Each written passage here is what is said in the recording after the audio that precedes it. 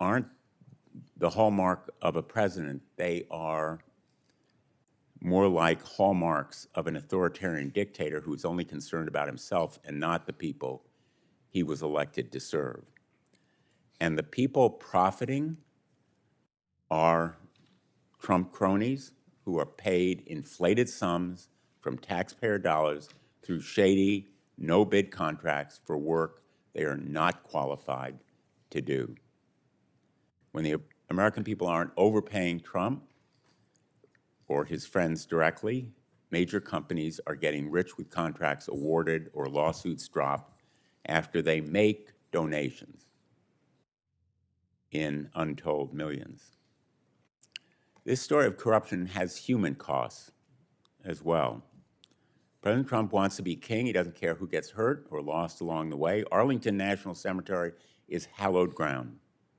It's hallowed ground for all Americans, not just veterans. It's a solemn resting place with a view overlooking the Lincoln Memorial in recognition of what servicemen and women give or have given to our country.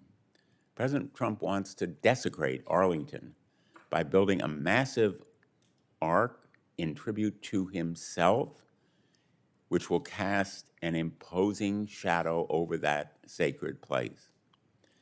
The American people have lost a bipartisan cultural touchstone, and artists across the country have lost a place that should be recognized for their achievement without regard to political affiliation.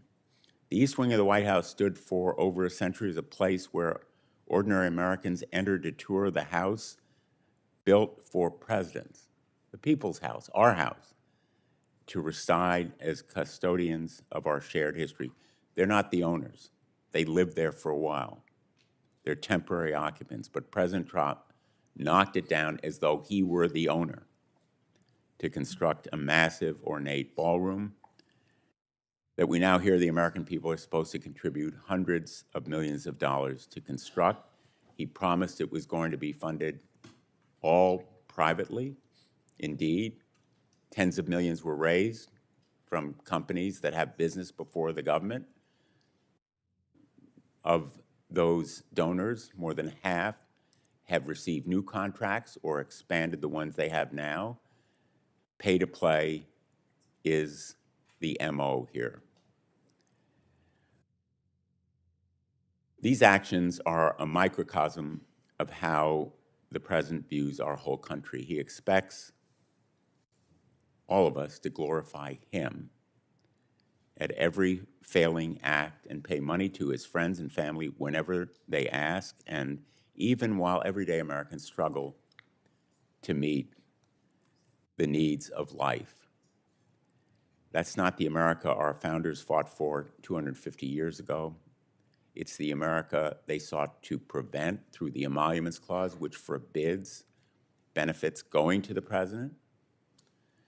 And it's not the America we want to live in today. I turn to Representative Garcia for his remarks. Well, thank you as always, Senator Blumenthal, and for your leadership in these joint hearings, which have all been really instructive. And today is so important. And I know that the Senate and certainly us in the House care deeply about our history, America's monuments, and the future where we go from here. I want to thank our witnesses for being here today. It's a really important hearing that we're having. And we're here today to call out the disgusting vanity, incompetence, and corruption of President Donald Trump. The American people are struggling.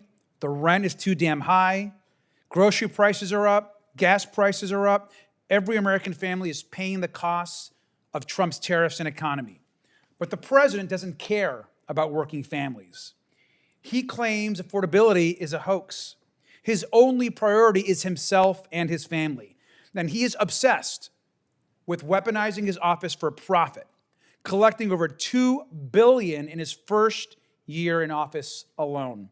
And his family is looting billions more from the American taxpayer.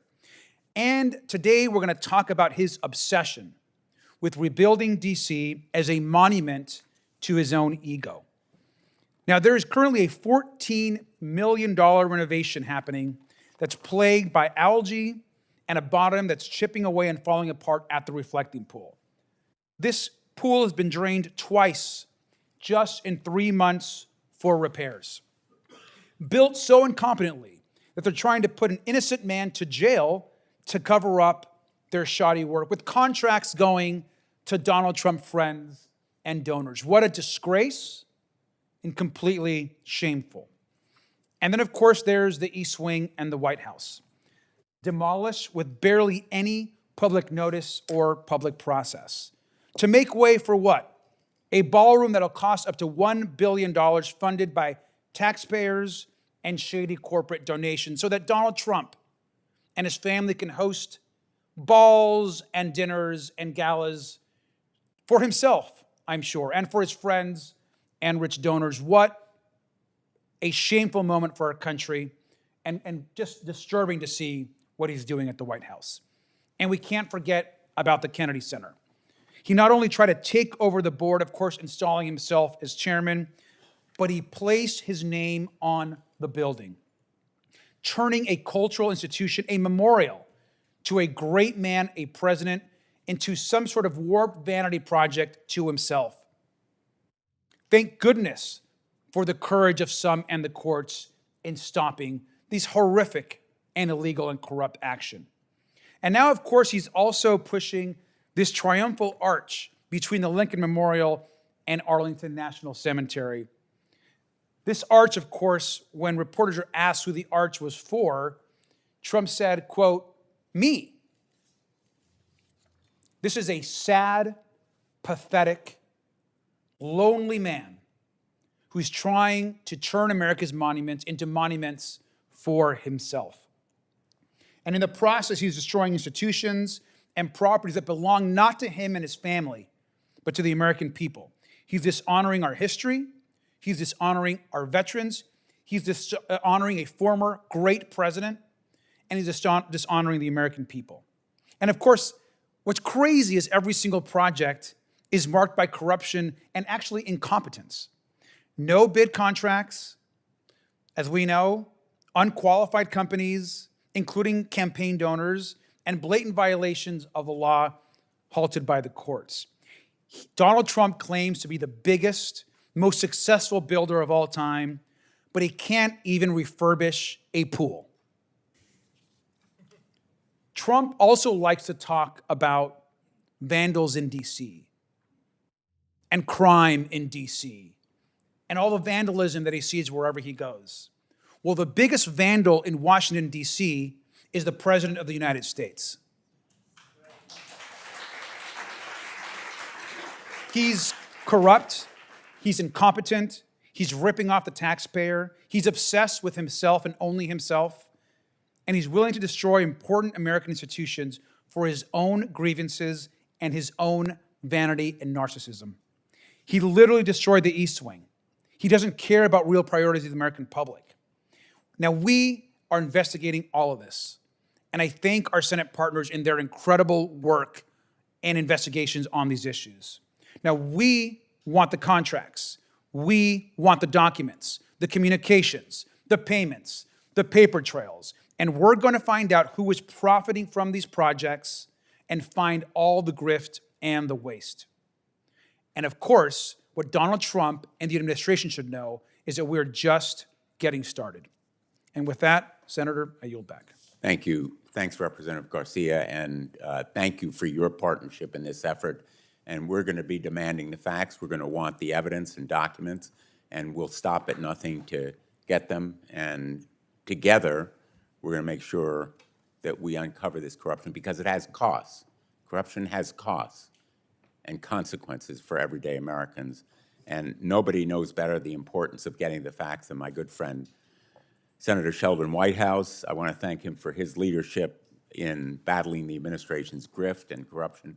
Particularly, I want to recognize the tremendous work he did just last week in bringing to light the new whistleblower allegations that the administration is once again performing shoddy work, cutting corners, and issuing no-bid contracts for millions of dollars at the Kennedy Center.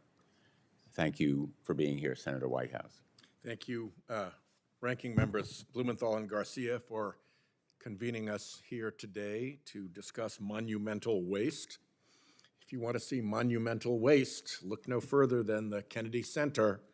Beginning last summer, whistleblowers came to me with documents showing that after President Trump had declared himself chairman, his hand-picked leadership team let FIFA occupy the entire campus for 3 weeks for a grand total of $0. Zero. That gift cost the center over $5 million in lost revenue, but it let the president hang a made-up FIFA Peace Prize around his neck. Invoices and receipts also showed a pattern of unprecedented spending on staff meals, jobs going to Trump World family and friends with no qualifications, and long-term stays at the ritzy Watergate Hotel for their new hires.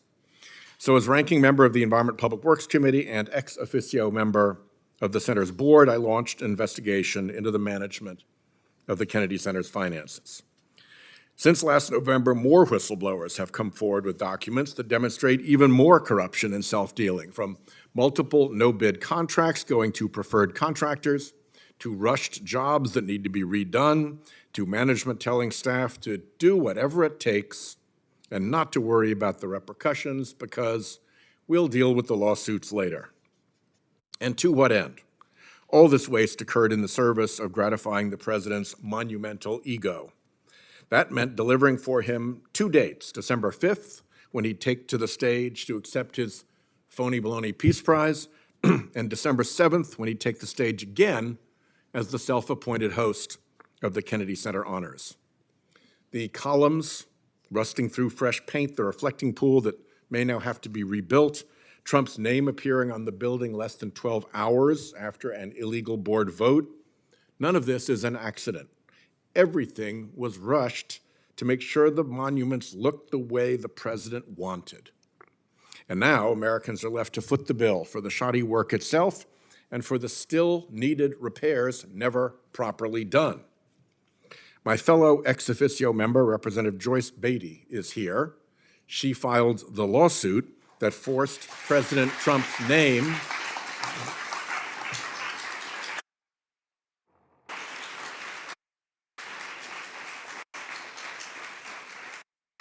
off of President Kennedy's memorial, restored the statutory voting rights of ex officio members, and halted a complete closure of the entire center that looked more like a cover-up for their inability to run the place. So my work on the Kennedy Center continues, and I encourage all those with information to keep coming forward. My staff remains ready to meet with anyone in confidence and at your convenience. I'll also recognize that Norm Eisen, who was Joyce Beatty's lawyer in that matter, is here as well. So you guys are backstopped in that. As a ranking member of EPW with jurisdiction over public buildings, I'd be remiss not to mention other victims to the Trump cavalcade of corruption. You know the Lincoln Memorial reflecting pool story, the peeling paint, the made-up claims of vandalism, the gash that grew with every retelling.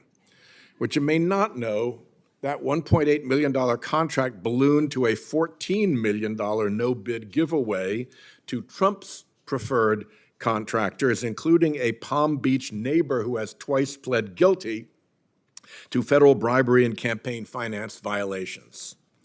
Same at 1600 Pennsylvania Avenue. Last October, I wrote to President Trump regarding his illegal demolition of the East Wing for his vanity ballroom. First promised at $200 million in private donations. Its cost has now more than tripled, including a defeated attempt to fleece taxpayers out of $1 billion. Ranking Member Garcia and I led an amicus brief urging the court to stop construction of the $1 billion ballroom without congressional approval. And now, turns out, there's more. The Washington Post has since reported that the White House awarded a $500 million no-bid contract routed through the executive residence. Conveniently, the place exempt from federal rules requiring competitive bidding.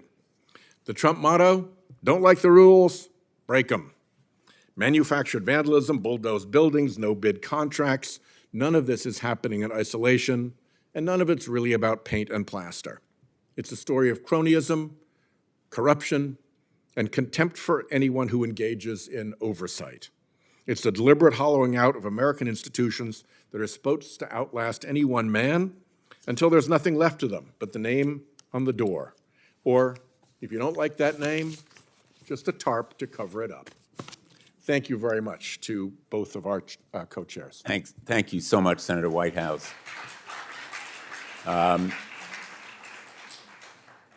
Senator Whitehouse has already partially introduced the witnesses, but I'm going to do a more formal job, and I want to tell the witnesses and everybody here that Senator Whitehouse and I spent a lot of time in this hearing room. Rarely is it as packed as it is today when we have a formal hearing. So I want to thank everybody who is here, but also just to tell the witnesses, you may feel that this hearing is of lesser value because we're sitting down here instead of on the dais. We should be on the dais. This hearing should be bipartisan. Republicans should be doing what we're doing now, investigating this corruption and cronyism. But make no mistake that America is watching. In fact, our investigative hearings have been watched on live stream by many multiples of the numbers of people who ordinarily watch the hearings held in this hearing room. So thank you to everybody who is watching remotely today. We're very honored to be joined today by Congresswoman Joyce Beatty, who has represented the 3rd District of Ohio since 2013. She's here today to discuss her role as an ex officio member of the Kennedy Center's Board of Trustees and her successful efforts to fight the Trump administration's attempts to rename the Kennedy Center. Ben Folds is a world-renowned songwriter and musician who spent 8 years as artistic advisor to the National Symphony Orchestra at the Kennedy Center. He stepped down from that role in February 2025 after President Trump fired many members of the Kennedy Center's formerly bipartisan board and had himself elected chairman. Jimmy Shaughnessy is a combat veteran whose great-grandparents served in both world wars. They are buried in Arlington. He is here to share his family's story and how Trump's proposed arch would honor or dishonor his great-grandparents and so many other brave veterans who are buried at Arlington. John Gollinger is a democracy advocate and public citizen, where he has led groundbreaking research uncovering the corruption and grift epidemic in Donald Trump's ballroom pay-to-play. Ambassador Norm Eisen, retired ambassador, is the co-founder and board member of Democracy Defenders Action and co-founder and executive chair of Democracy Defenders Fund. He has combated the Trump administration's efforts to establish a $1.776 billion slush fund, I call it a thug fund, for the benefit of the January 6th insurrectionists. He served as counsel to remove Trump's name from the Kennedy Center. He represented Olympian David Hearn in his criminal case regarding the reflecting pool, and his testimony today will focus on anti-corruption efforts. So with that, Congresswoman Beatty, the floor is yours. Thank you, Ranking Members, Senator Richard Blumenthal, and Congressman Robert Garcia, and other members of this distinguished hearing. I'd also be remiss if I did not thank my colleague and ex officio board member, Sheldon Whitehouse, for his comments. Today's hearing, monumental waste on how Donald Trump is spending taxpayers' dollars on national landmarks like the Kennedy Center. My testimony will focus on fighting back against Trump's unlawful renaming of the John F. Kennedy Center for the Performing Arts, the only living memorial for President Kennedy. It's about whether powerful people can rewrite history, seize public institutions, and silence dissent. The unlawful renaming of the Kennedy Center is another example of Trump's disregard of the rule of law and our Constitution. I became the face of this fight because someone had to stand up. At the end of the day, it wasn't about fighting for myself. I was fighting for the rule of law and for an institution that belongs to the American people. Trump began his takeover of the Kennedy Center by handpicking his sycophants to the Board of Trustees to rubber stamp his plans. By law, certain members of Congress serve as ex officio members of the Kennedy Center's Board of Trustees, like myself. Trump then illegally stripped ex officio members of their rights to vote in board meetings. During the December 18th, 2025 virtual meeting, I was muted, silencing me when the vote occurred to change the name. On December 22nd, 2025, I filed the lawsuit, Beatty v. Trump, in federal court to remind the president that there are consequences for unlawful actions and that one cannot simply rewrite federal law. From December 2025 to March 2026, a series of filings and hearings occurred. I appeared before the Federal District Court Judge Christopher R. Cooper on March 12th. Might add, that was my birthday, 2026.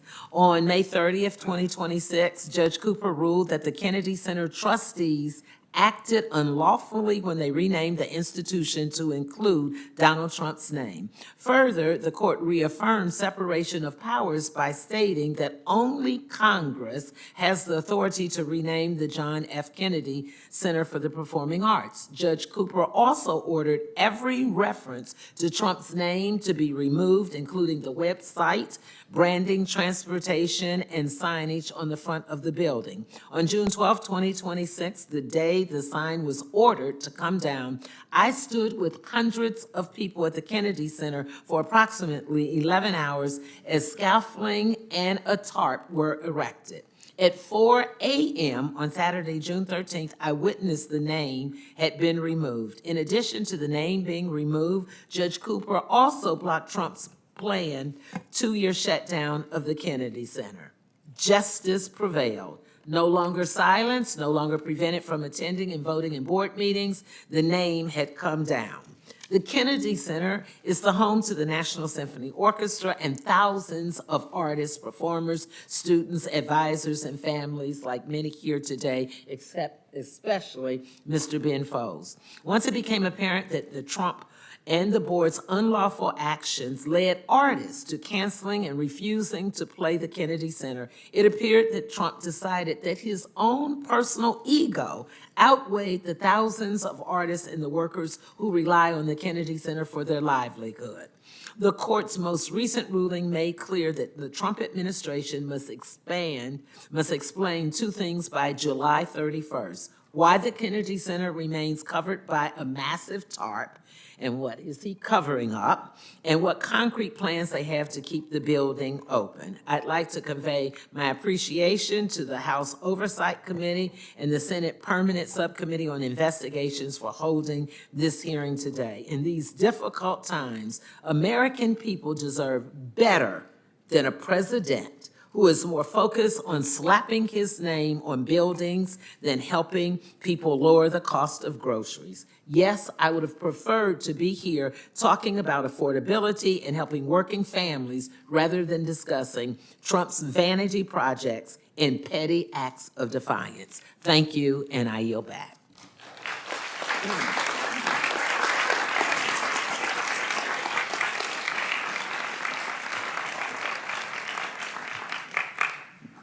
Thank you so much, Congresswoman Beatty, and thank you for your great work. I want to just say, ordinarily, we would have a presiding officer sternly gaveling down the applause. But actually, there's something very refreshing and inspiring about your approval, and thank you, Congresswoman Beatty, for that excellent testimony. Mr. Folds?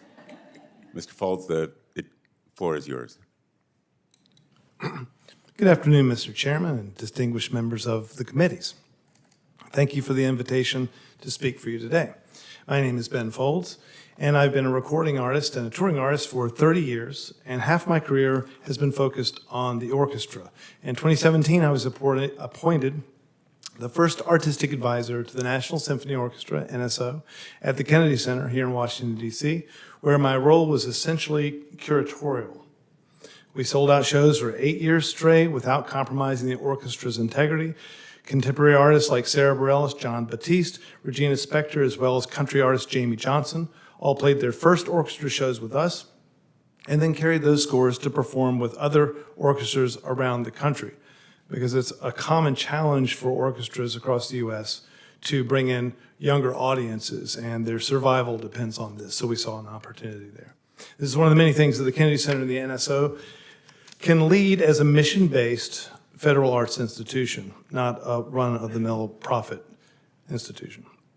Just as our efforts were beginning to make a difference across the country, in February 2025, the Trump administration staged a brutal board takeover. For the first time in history, a president took control of the Kennedy Center's programming and messaging. The firewall between politics and the center's nonprofit mission was eliminated. The result was a hyper-politicized environment. Gone was the apolitical sanctuary the Kennedy Center always provided. During the first Trump administration, when I was appointed, I never heard politics discussed in any meetings or gatherings at the center.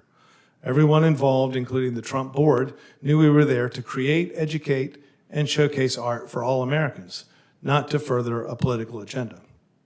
I think most of us understand that when you politicize art, you got propaganda.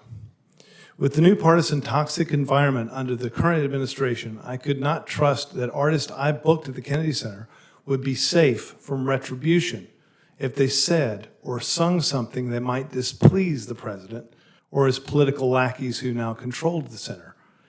I could not perform my job or the mission I was brought on to do, and for this reason, with great sadness, I had no choice but to resign. These days, if an artist agrees to perform at the Kennedy Center, they risk being seen as explicitly endorsing the Trump administration and all of its policies. Declining an invitation to perform at the Kennedy Center will have an equal and opposite political effect. There may be certain artists who will thrive in this environment, comedians come to mind, but most want nothing to do with it and will choose to create and perform their art elsewhere, and they are, and audiences are following. If you take the case of DC-based artist Yasmin Williams, who decided even after the takeover to honor a prior offer to perform at the Kennedy Center's Millennium Stage. Exercising her First Amendment rights, Yasmin had publicly taken issue with the then center's Trump-loyal executive director, and during her performance, she was aggressively interrupted and heckled, prompting the center's workers union to call for an investigation into credible allegations that the then executive director incited and even paid these hecklers to harass her. So Yasmin had to endure heckling from extremists on the right, while also getting grief from the left for even showing up to perform, treated as if she was a scab crossing a picket line. And you have to marvel at anyone who would believe they could run the business of the Kennedy Center with no prior arts administration experience at all. And we can see the result has been dwindling audiences, the exit of the Washington National Opera, the dismantling of the national public education outreach programs, and the demoralization of our National Symphony Orchestra. Many of the NSO privately believe that their jobs are in danger. So the takeover hobbled the Kennedy Center, broke its once proven successful business model, and disrespected its original core mission. The unlawful addition of the president's name to the front of the building sent the Kennedy Center into further spiral. And while his name has been removed, thank you, the center's future and the future of the NSO is still uncertain. Our beloved institution needs to be resuscitated. We need a vibrant Kennedy Center whose leadership once again understands how to run its business, who will keep politics checked at the doors, who will ensure that only the most qualified arts administrators are in charge. Because we can see the damage that is caused when arts are run by politicians rather than people. I greatly appreciate you hearing me out. I can only hope your concerns can find their ways to the hearts and minds of your colleagues on the other side of the aisle who seem absent today. I used to work with them on various issues, bringing people into the arts, and they're absent now. Here's hoping that we can get that spirit back. I'd like to yield back myself. Thank you.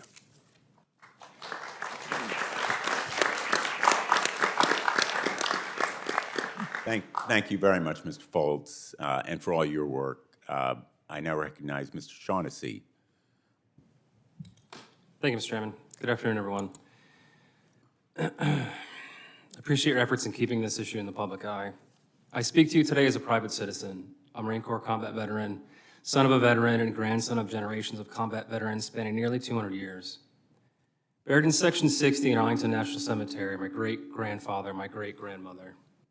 He, a combat veteran who led the charge on horseback against Pancho Villa and would go on to serve in both World Wars. She, a combat nurse who tended to wounded young men during World War II. They didn't question whether they should serve, only how long they would be permitted to. As a young Marine, I was impressed by their example. Their commitment to service and country became values I carried through my enlistment and combat tour, a tour in which I lost friends before I could learn their full names. Now, potentially, a gigantic arch will cast a shadow on my resting family, friends, and leathernecks as vanity is rewarded with a momentous symbol of selfishness. A 250-foot arch is a profound disruption and insult at the entrance to sacred ground. The space at the gates of Arlington Cemetery exists as a threshold, a transitory passage between service and burial. To preserve that integrity, it must remain open and unobstructed. The origin of this arch was not born from conversations and contemplation with military members, veterans, their families, or the entities that serve these populations. It was not a discussion with the American people, not a discussion for the American people, but rather an attempt to gain the attention of one man. Service members and their families navigate many transitions throughout a military career and beyond. The transition out of the military is among the most dangerous periods a service member will face. That final transition, from service to eternal rest, it is not theirs to manage. It is ours. It falls to us, the living, to receive our wounded and our dead with the highest esteem and care. An arch is not what they need. Who is this arch for? Is it for me? The president has already answered that question, and yes, it is for him. This arch would obstruct the sight line of the Arlington Memorial Bridge, a symbol of unity and reconciliation, connecting those divided by war and grief. Rather than honoring that unity, it deepens a wound that has not fully healed. Hasty construction is no path to a monument worthy of this nation. Previous memorials were shaped by extensive public input and rigorous agency review, ensuring that the final design reflected our shared values. This proposal has had neither. Others have raised the serious safety hazards of placing a monument in a roundabout at a high-traffic intersection, consistent with this administration's pattern of placing pedestrians in harm's way. Every view from our contemplated landscape will be dominated by an overt symbol of hasty, selfish celebration. Approaching drivers will have their view of Arlington obstructed as they gawk at the mammoth sterling white blocks of stamped facade. Once atop the observation deck, there are two choices. Gawk with an amusement-like stare at the cotton-bright gravestones diligently plotted across the hillside, or turn your back on our fallen comrades and take in the stunning views. The administration has chosen to ignore the established protocol and precedent for this project, which is allowing Congress to write into law the authorization for construction of a memorial structure, instead of rubber stamping every aspect of this project, contradicting the very purpose of pre-established criteria meant to determine a structure's path. The precedent cited for this project is beyond flawed and outdated. 100 years old and 2 pillars apart is hardly sturdy footing for an arch. This project does not honor any living or deceased patriot of ours. Funding has been stripped from the Veterans Affairs, the National Park Service, and the Department of Interior, degrading the capacity of these very agencies that provide direct services to veterans and their families. If we are to truly support the men and women who serve in uniform, direct this money to those agencies. How will this project be funded? With our tax dollars? With redirected entrance fees from parks across the country? Anonymous donations flowing into another undisclosed fund? We deserve an answer. This is not political, this is eternal. No one needs this arch. It is inappropriate, unnecessary, insulting. It is a waste of our land, our time, and our money. Thank you.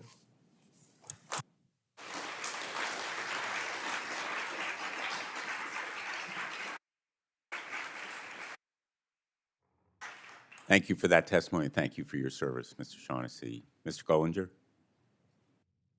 Good afternoon. My name is John Gollinger. I'm the democracy advocate with Public Citizen, where I investigate corporate influence on government and elections. The week before the wrecking ball smashed into the East Wing, a room of around 100 people gathered in the White House for a candlelight dinner. They were there so President Trump could thank them for donating millions of dollars to fund his favorite pet project, the White House Golden Ballroom, and also to hear about another of his pet projects. We saw him holding up the toy arch earlier. That was at this same dinner. The monumental arch to himself. These ballroom dinner donors were prominent lobbyists, bigwig corporate execs, current and wannabe billionaires, all kinds of government influence peddlers and favor seekers. But at the center of it all, at the head table, closest to the president, was the person responsible for raising the money. So I'm here today to focus on following the money, and I think that starts with the person and the people who are raising all of this corrupt money. That person is sitting at the center of the secretive fundraising machine that a federal judge in the Ballroom case referred to as a Rube Goldberg contraption. That person is Meredith O'Rourke. Here she is laughing all the way to the bank, laughing at pulling one over on the American people. It's President Trump's fundraiser in chief. A profile of Ms. O'Rourke last fall in a Florida publication called Influence Magazine, appropriately titled, reported that she doesn't like the spotlight. She doesn't like it shined on herself or her work. I think that's for good reason. Doing what I'm doing right now, and I hope you do a lot more of in the days and years to come, exposes the secretive, shady schemes that Ms. O'Rourke and her friends have employed to raise all this money for the projects we've heard about today. The Ballroom, Freedom 250, the Garden for American Heroes, trashing of the Kennedy Center, probably the Arch, probably more. Central to these schemes has been cloaking Ms. O'Rourke's fundraising for all these pet projects with the veneer of legitimacy and secrecy by funneling the money through tax-exempt charitable organizations. Some of them long-standing groups like the Trust for the National Mall, which has served as the money funnel for the $400+ million for the Ballroom. Some of the money for the Freedom 250 has been funneled through the National Park Foundation. The template for both of these projects was the same. Hijack a legitimate group, funnel money from donors who want or have gotten something from government, and allow them to be both tax-exempt and secret. Steer the money to Donald Trump's piggy bank so he can dole the contracts out to friends, no-bid contracts in many or most cases, and spend wild sums to build monuments to waste, greed, and corruption. With my written testimony that I submitted for the record is the secret document Public Citizen obtained through a Freedom of Information Act request that lays out the Ballroom project funding scheme in black and white. It says donors who want to be anonymous can be. It says money from tobacco companies that typically the Park Service and its charities can't take can be taken, and more. We did a report right after the Ballroom, the East Wing was knocked down, that found hundreds of billions of dollars in government contracts went to the people, the companies that donated to the Ballroom. Most of them also had federal enforcement actions pending or dropped. We did another one recently that found that the majority of the donors got more government contracts to the tune of $50 billion since they made their donations. And most of them, 16 out of 27 companies, are facing federal enforcement actions or have gotten them suspended. That's the donors we know about. What I'm more scared of is the donors we don't.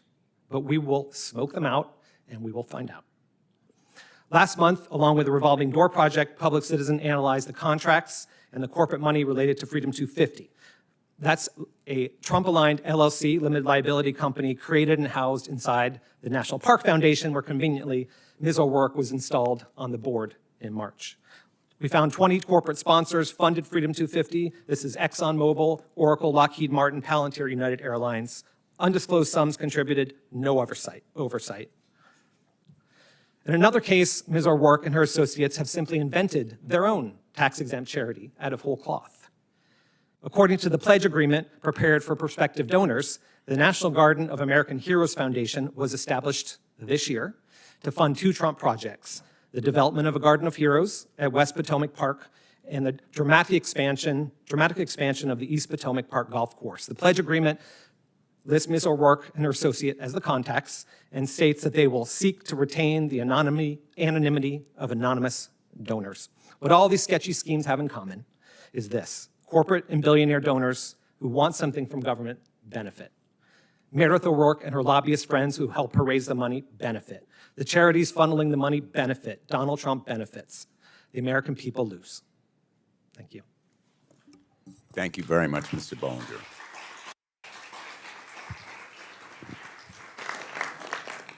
Thank you for the work that you're doing and your organization. And I'm turning now to Ambassador Iden. Ranking members Blumenthal and Garcia, members of the Senate Permanent Subcommittee on Investigations and the House Oversight and Government Reform Committee, thank you for convening this forum and inviting me and all of us to appear today. My name is Norman Eisen. I'm the co-founder of Democracy Defenders Action. Since commencing my law practice in Washington, D.C. 35 years ago, I've worked on ethics, anti-corruption, and democracy in the United States and around the world, including as the White House ethics czar and as the United States ambassador to the Czech Republic. And in all those 35 years, I have never seen anything remotely like this.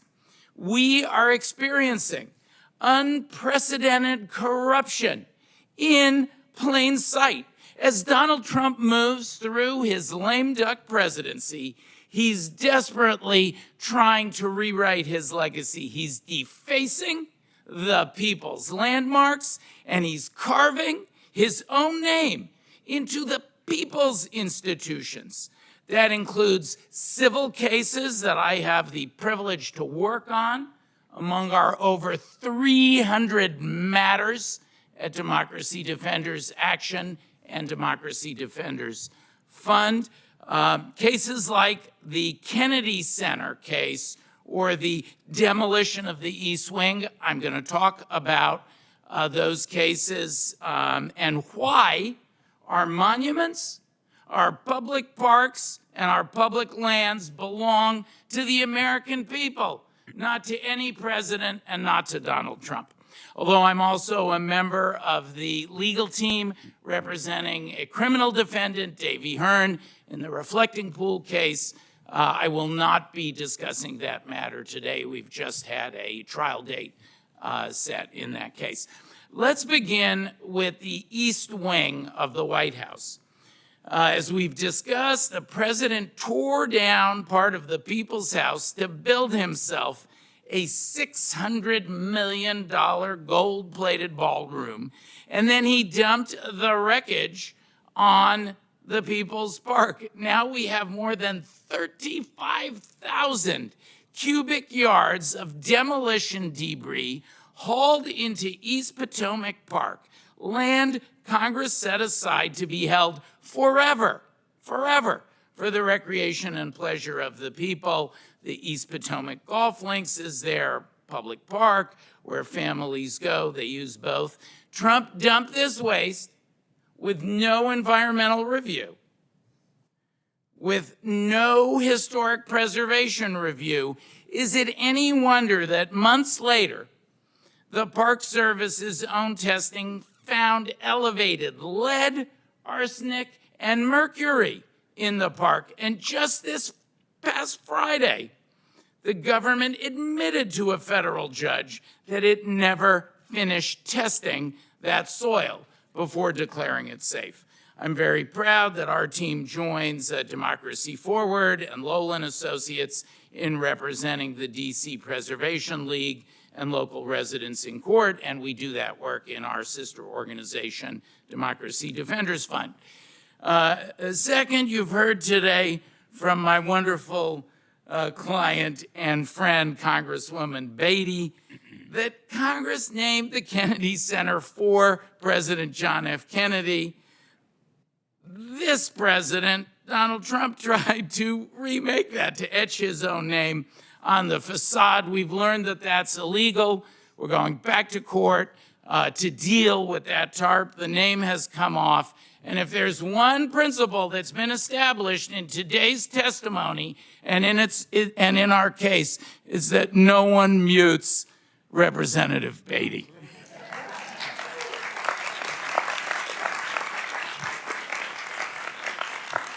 I'm not really, I've been up here for 35 years. I'm not really accustomed to the applause, but I love it.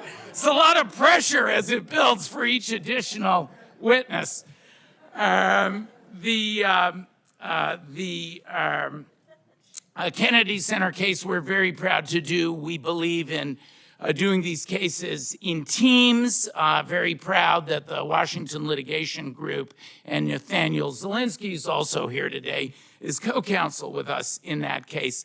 There is so much more that we could talk about, and I look forward to discussing in response to your questions another form of vandalism, that $1.8 billion anti-weaponization fund. Perhaps the ultimate landmark of our nation is our Constitution. And by making a deal with himself and trying to establish a slush fund and an endowment for insurrectionists past and future, he violated the Constitution's case and controversy clause. We were so proud to represent 35 bipartisan former federal judges who went to court, who stopped him, and who built a different kind of a landmark. Judge Williams' opinion saying that in the United States, the law is king, none other. Thank you very much, and I look forward to your questions.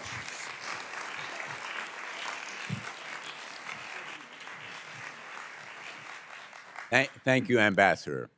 We're going to have a 5-minute round of questions, and we're going to be hopefully somewhat strict on the 5 minutes because I want to make sure that all of our colleagues have a chance to ask questions. I'll begin.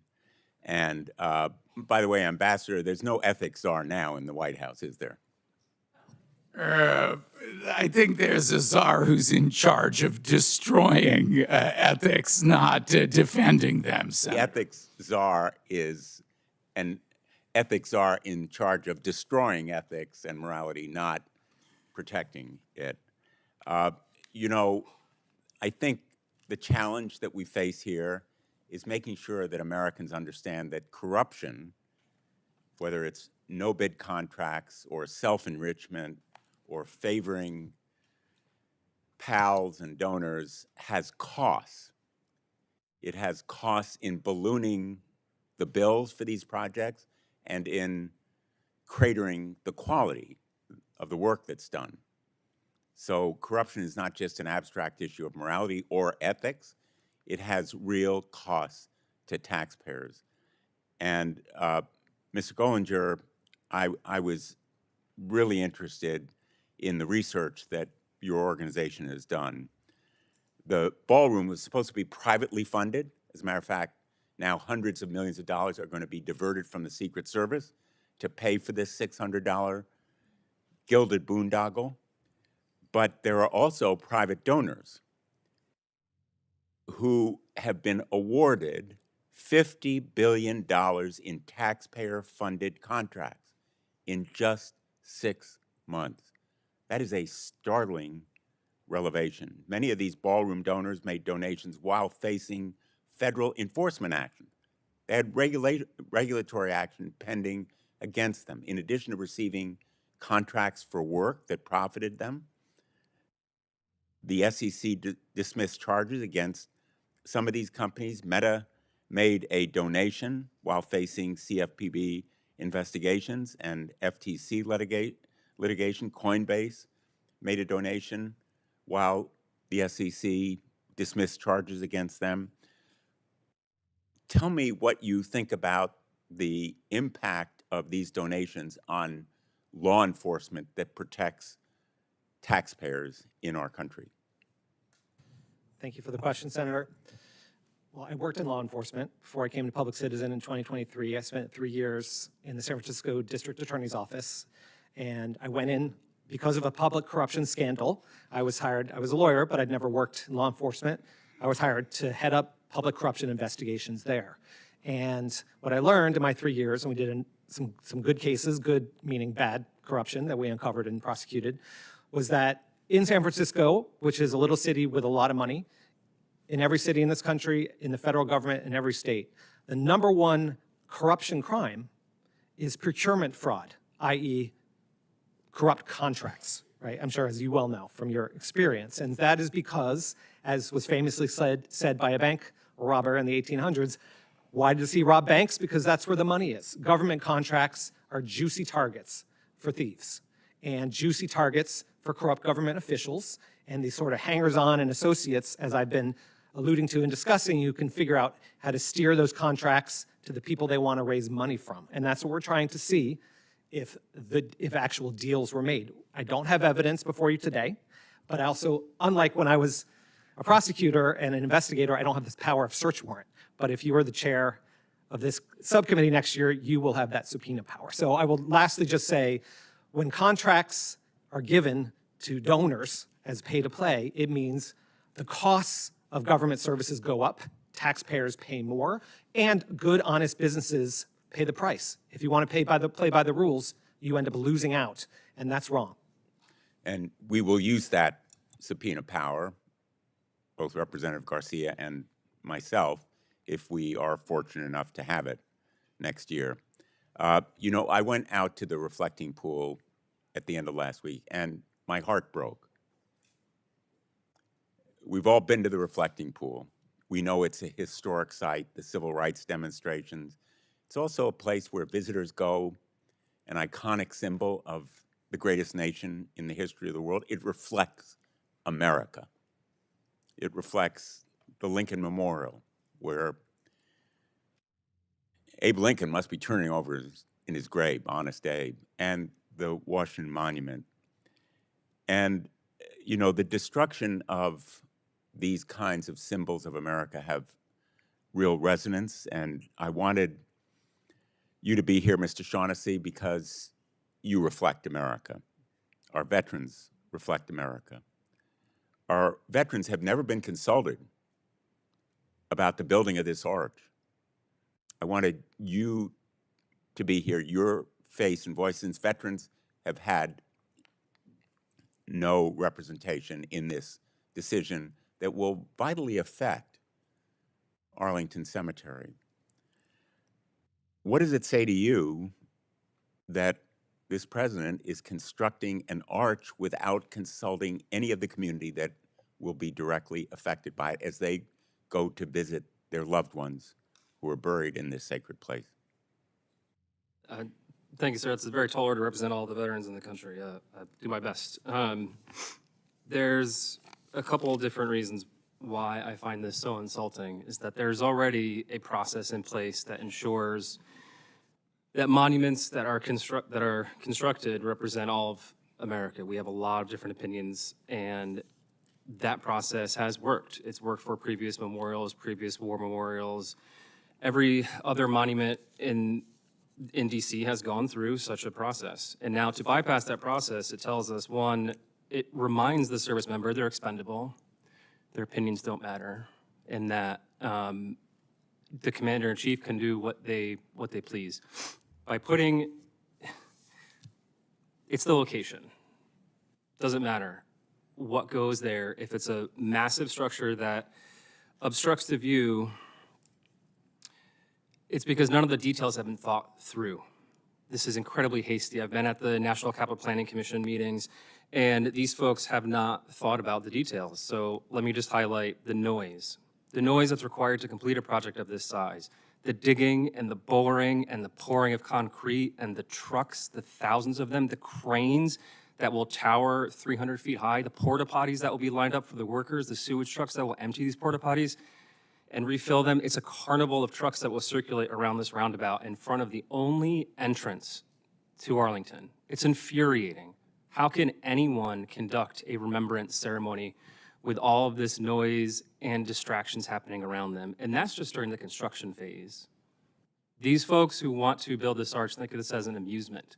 It was even said so at the last National Capital Planning Commission, that the amusement at the state fair of folks visiting the arch was one of the most attended portions of the fair. And that's what it is. It's an amusement to them.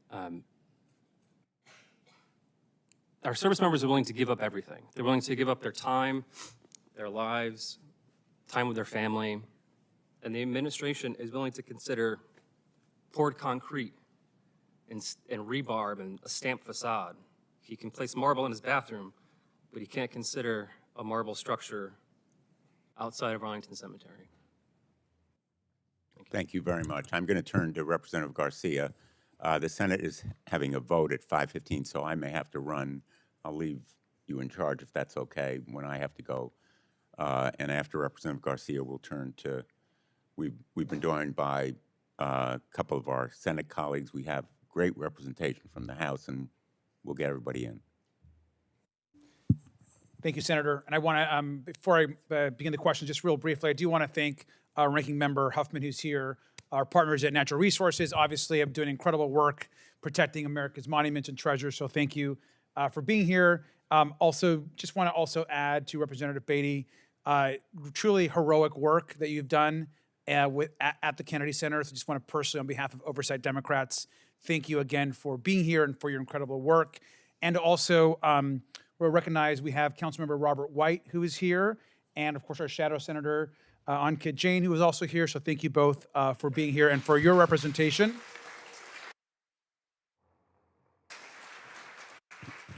We obviously have a lot to discuss today, and again, it's outrageous for a president to put monuments ahead of himself.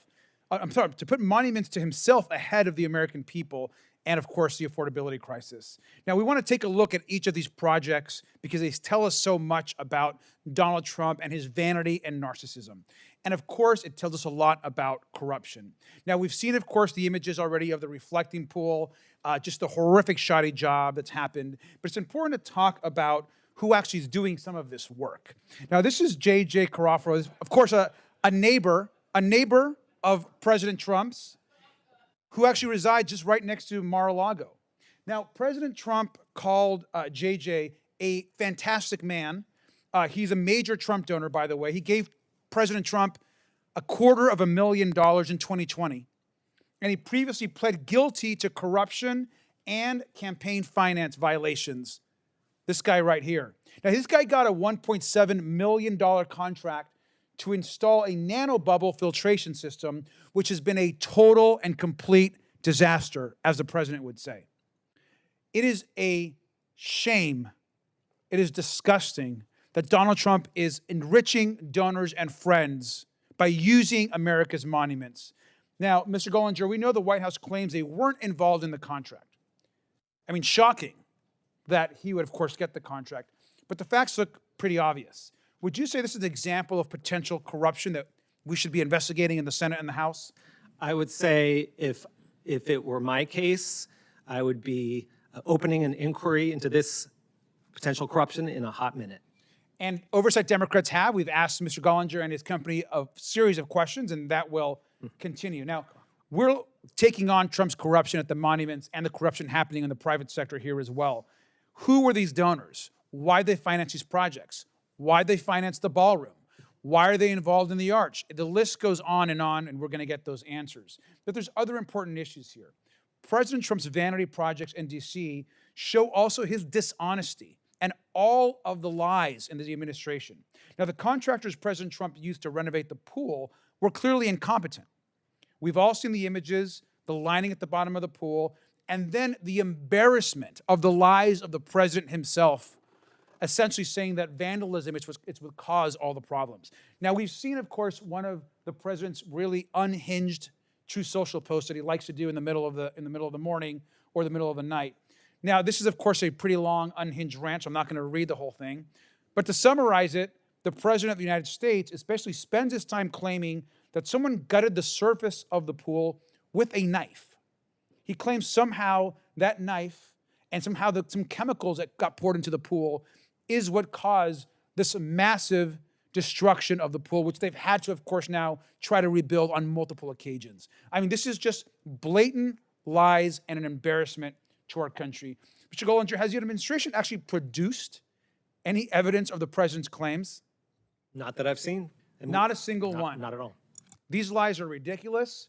And now we have the U.S. DOJ, our Department of Justice, trying to prosecute innocent people who are looking at the pool, who, of course, are being arrested, who are being moved away, children, families, athletes, all because of the president's incompetence. Once again, the person that calls himself the best builder in history can't actually fix a pool here in the district. I also just want to say, Mr. Foltz, thank you for your testimony. We of course, our institution at the Kennedy Center is so important. Now, President Trump's allies claim that they took over the Kennedy Center to stop woke propaganda. Is that true? He said it was woke and broke, which rhymes, and that's nice. No, I'm not really sure what that means, but I mean, our job at the Kennedy Center was to make sure every kid, especially that went there, saw themselves represented on stage. The Kennedy Center is the people's art institution. So if that's what woke is, then yeah, sure. I don't know what that means. Exactly. And having been to the Kennedy Center to see some performances, they also claim that nobody was going to the Kennedy Center. Yeah. That it wasn't connecting with audiences. Is that true? Oh, absolutely not. As I was saying in my testimony, I mean, we had straight sold out shows on our programs, and as far as I knew, at least a few years came up in the black there, meaning that they ran at a surplus, which is really, really impressive. And so, no, I think the Kennedy Center was going through some golden years, in my opinion. Thank you. And finally, Congresswoman, I just want to thank you for being here again. I know that, President Trump kept saying that the board was rigged at the Kennedy Center, literally silenced you from speaking during the vote, if I'm not correct. And in response, of course, you led the lawsuit to fight and save the Kennedy Center. I want to close my questioning here. Just what went through your mind seeing this destruction, and after, of course, you won the suit with others on behalf of the Kennedy Center? It was devastating. As I was sitting there, it was the first that I'm sitting there as a board member, as a U.S. member of Congress, and to be silenced. And so that was the first part of our journey in working with Norm and Nathaniel for the lawsuit. I also thought about all the performers, the artists, the people who work in the boxes, the people who sell tickets, and it's about jobs. And at this critical time in our country, when we're talking about affordability, when we're talking about putting food on the table, I thought about all of those folks, and they love their jobs. If you've ever been to the Kennedy Center, they do it with such grace and pride. So the fight wasn't about me. It was about it being unlawful. So I've always said consistently, it was about the rule of law. We cannot let individuals like Donald Trump get it twisted that he can do any and everything he wants without pushback. And it was about the arts. And being a board member, serving with Joe Kennedy when I first went on the board, it's the love of art for me, love of that institution, but it was really about the American people. It was much bigger than the Kennedy Center. While it was all about it, it was about jobs. It was about making people feel that there is still hope in this country and that people will still stand up and fight. And when we fight, we win. That's right. Thank you. Thank you, Senator. Thank you.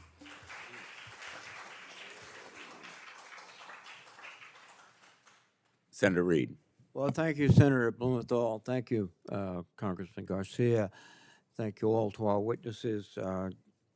First, I want to thank and salute Mr. Shaughnessy for his service in the United States Marine Corps. Thank you very much, and your continued connection. And I share your concern about the arch. It will desecrate Arlington National Cemetery. So thank you for your work. But let me ask Ambassador Eisen, One of the other proposals is to take West Potomac Park and make it the National Garden of American Heroes.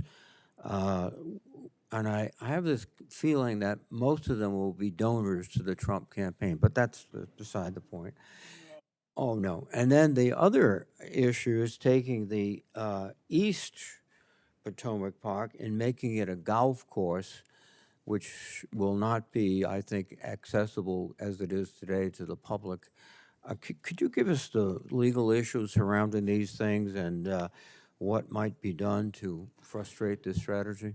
Thank you, Senator. On the utilization of these parks or the Kennedy Center or other public monuments, Congress has spoken, and it has dictated uses for these public places.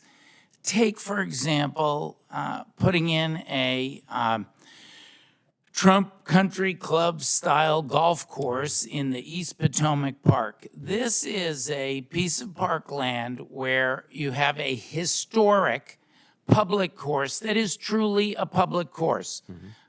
When I go out there, you see people of all ages from every different part of DC and the larger areas, families, grandparents golfing with their kids. It's affordable, it's accessible, it's one of the first of its kind anywhere in the country, so it's also a landmark. Other public parks around the country have been built on that. It is a desecration to take that at great cost to the American people, because Donald Trump's corruption is something that we all pay for.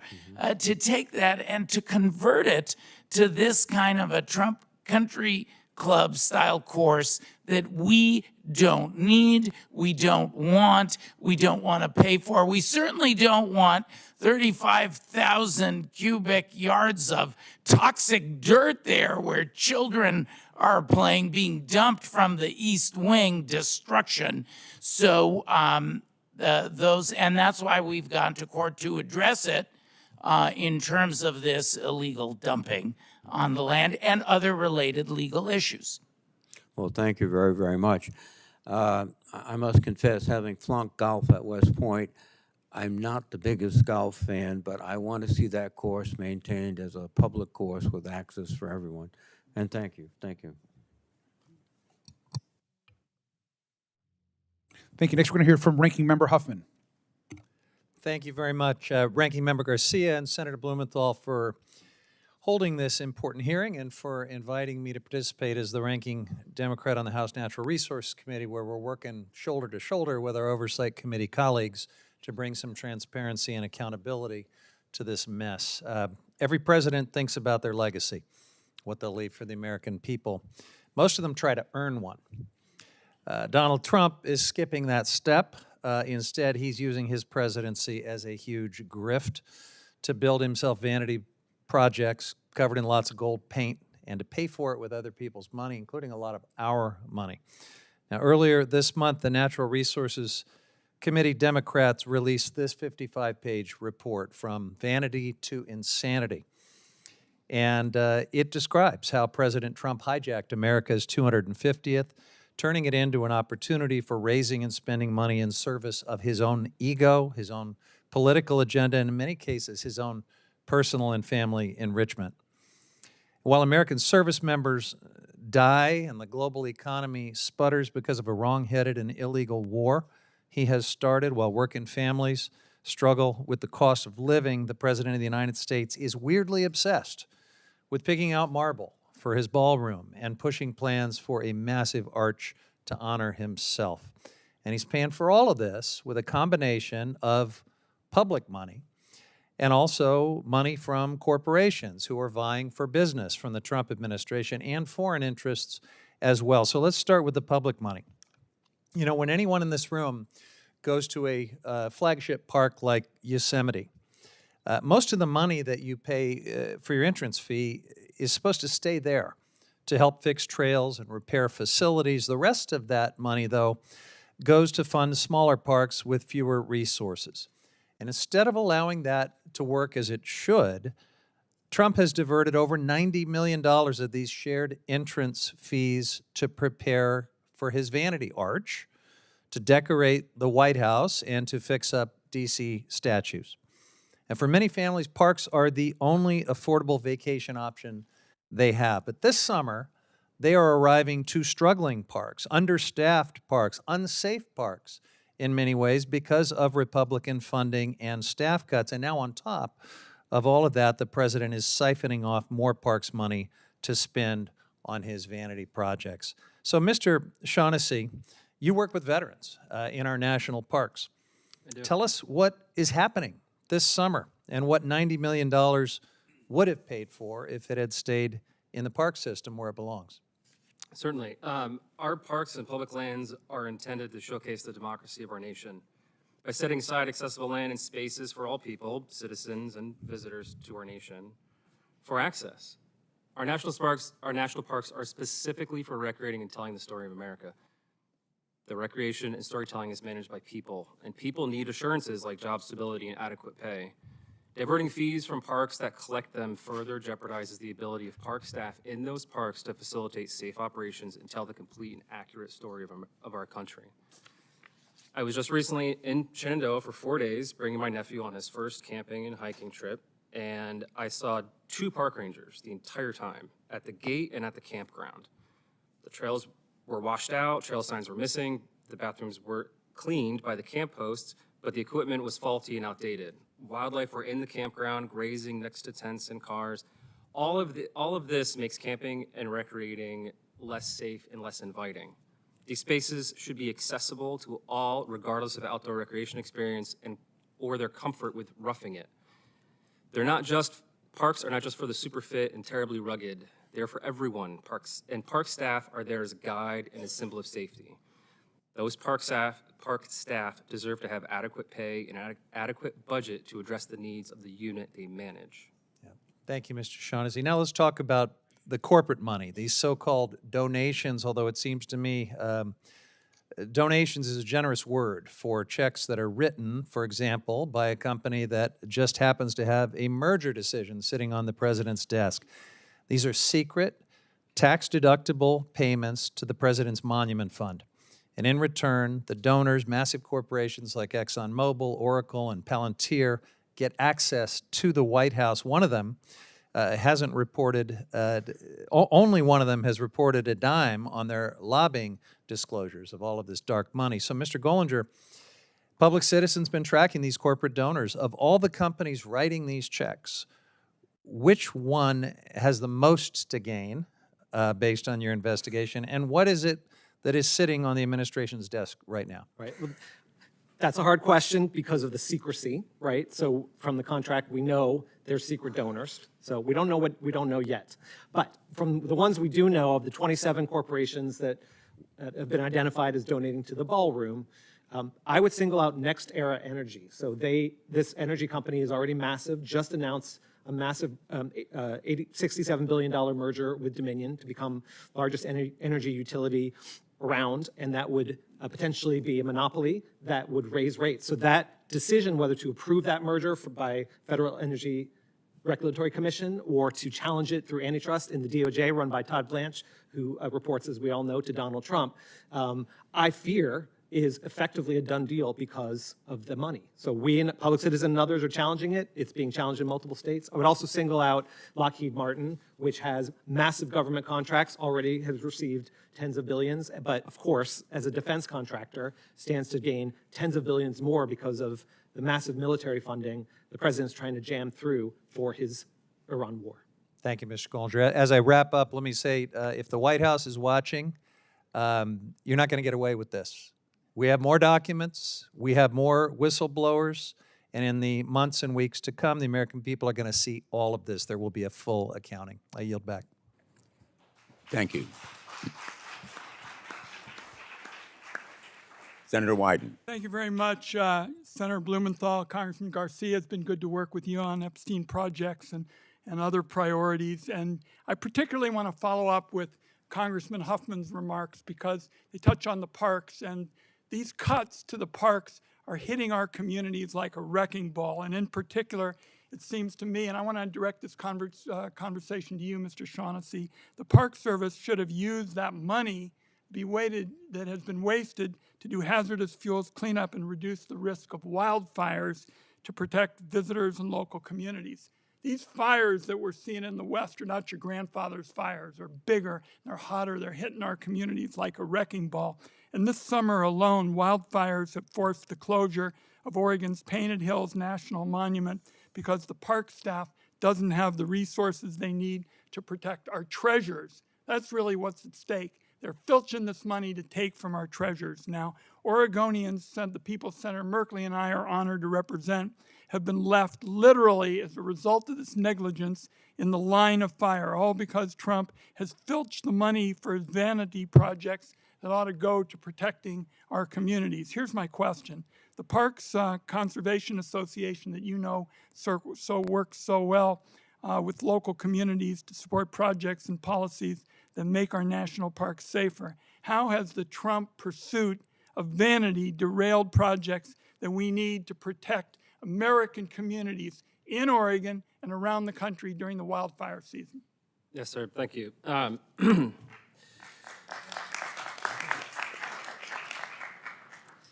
In 2014, I spent some time on the fire line with BLM and out of Klamath Falls, so I'm deeply familiar with the landscape and the fire needs of Oregon and Eastern Washington. And what I can say is that any dollar that is spent on new construction projects from fee collecting parks is a dollar that cannot be spent on enhancing the firefighting ability of that entity and unit that receives the money. These units base their annual budget on fee dollars, and if that budget has a bunch of zeros and question marks, wildfire preparedness will at best stay stagnant and at worst decline. The best way to fight fire is prevention. By the time the fire crew arrives, it's already too late. Smokey told us that only you can prevent forest fires. And it's absolutely true. In a national park, everyone plays a role in ensuring fire does not start or spread. Every ranger is given some degree of fire training, and there are daily rules and tasks all uniformed personnel have to accomplish to prevent fire from starting. When the fire crew arrives, it's suppression time. Diverting fees can impact the ability to pay staff. Without paid staff, those folks will need to find other employment, thus removing the knowledge and experience of fire prevention. In addition to the staff, the visitors have a role in preventing wildfire, and those visitors cannot be properly informed if there are not staff there to inform them on how to prevent fires from starting. Any dollar diverted from a national park to a new construction project is furthering the harm of these increasing wildfires. Well, Mr. Shaughnessy, first of all, you're being way too logical for the Trump administration. And the point really is we have to get the message out. And we want to work with you because you're making a big difference. And I don't think it's just Oregon that's going to be hit by this fire wrecking ball. It's going to be all over the West. We just appreciate your leadership. Let's give Mr. Shaughnessy a big round of applause. Thank you.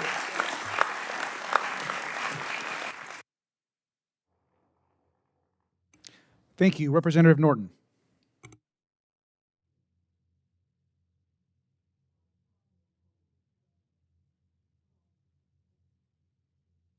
I strongly oppose President Trump's attempt to make the District of Columbia in his image, including his militarizing of the streets, a takeover of the Kennedy Center,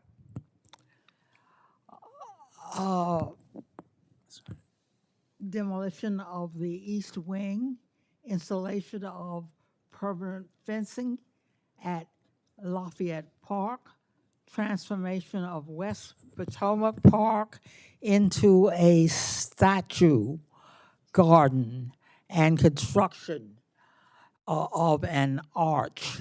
I strongly oppose his redevelopment of East Potomac Park. While the Gulf Coast there needs investment, it must remain affordable and accessible for all golfers. Furthermore, federal law requires the park to quote, be forever held and used as a park for the recreation and pleasure of people, end quote. the park, which is beloved by residents of the nation's capital, region, and visitors, must remain available for public recreation, including walking and running, biking, picnicking, and fishing. The administration is also must immediately remove the more than 35,000 cubic yards of toxic debris which the East Potomac Wing is dumped there. Mr. Shaughnessy, what would be lost by Trump's redevelopment of East Development Park? Yes, ma'am, thank you. So I will try my best to answer this from my personal experience visiting our national parks in DC. Our public lands and spaces are to be public. Golf is a very popular sport. It has a hefty price tag to pay with the clubs, the gear, the shoes, the time. It's very expensive. Allowing a public course gives people operating on a budget the opportunity to play a sport at an affordable price. Allowing them to access at a reduced cost furthers the possibility they can improve their game, maybe enter a tournament and compete. Seizing public land for private interest is reminiscent of Robert Moses, and we're still dealing with harmful effects from that. If privatized, certain portions of this population will not be able to afford entry, and maybe that's the intent. Thank you.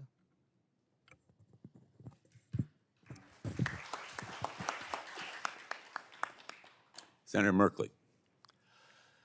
Thank you all very much, and all of you who are attending for coming together to talk about the egocentric projects of this president and how it's betraying the very values of our nation. But first, Representative Eleanor Holmes Norton, I know you're retiring in January. I want to thank you very much for your decades of service advocating for the District of Columbia. Thank you.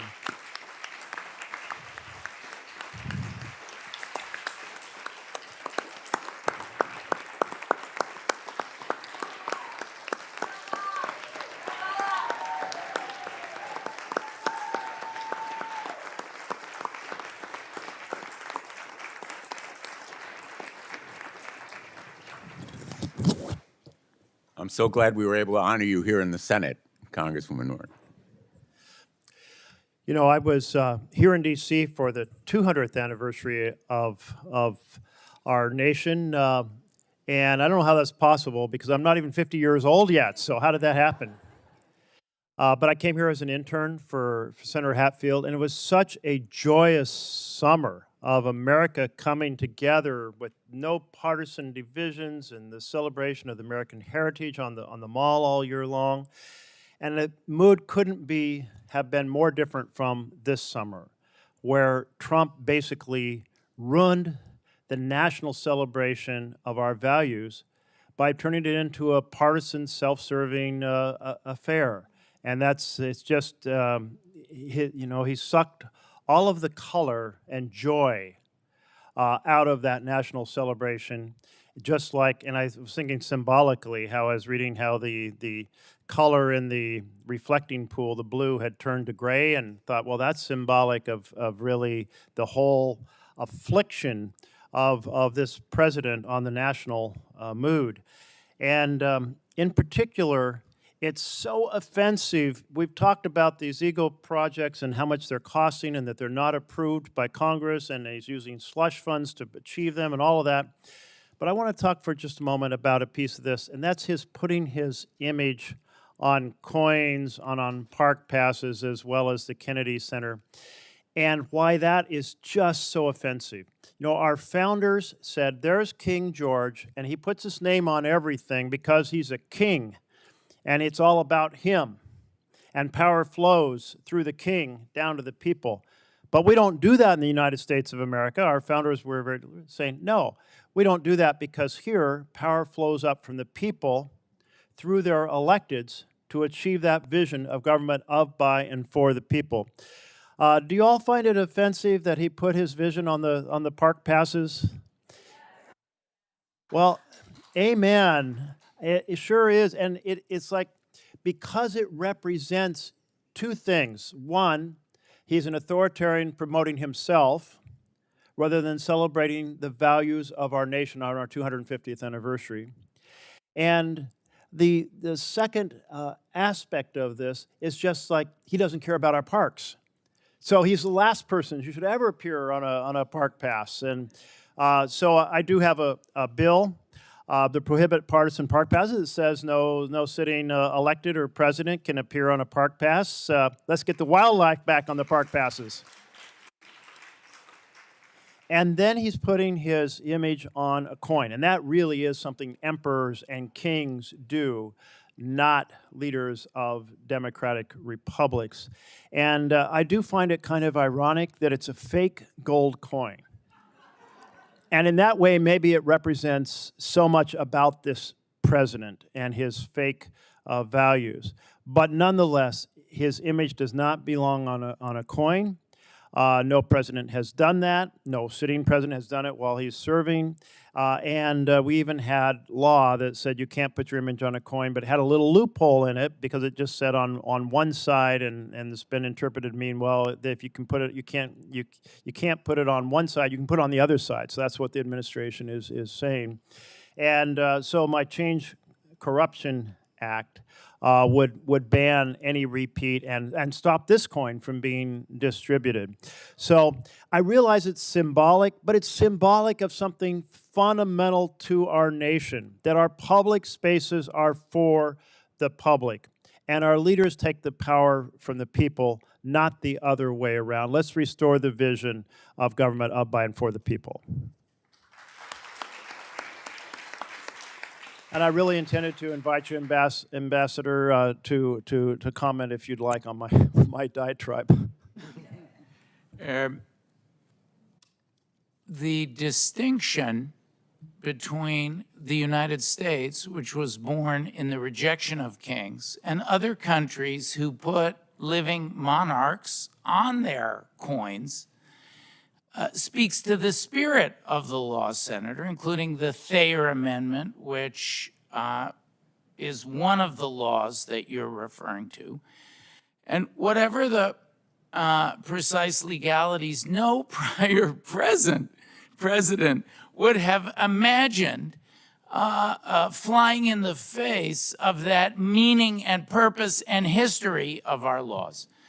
So it is yet another offense. I will say it is very fortunate.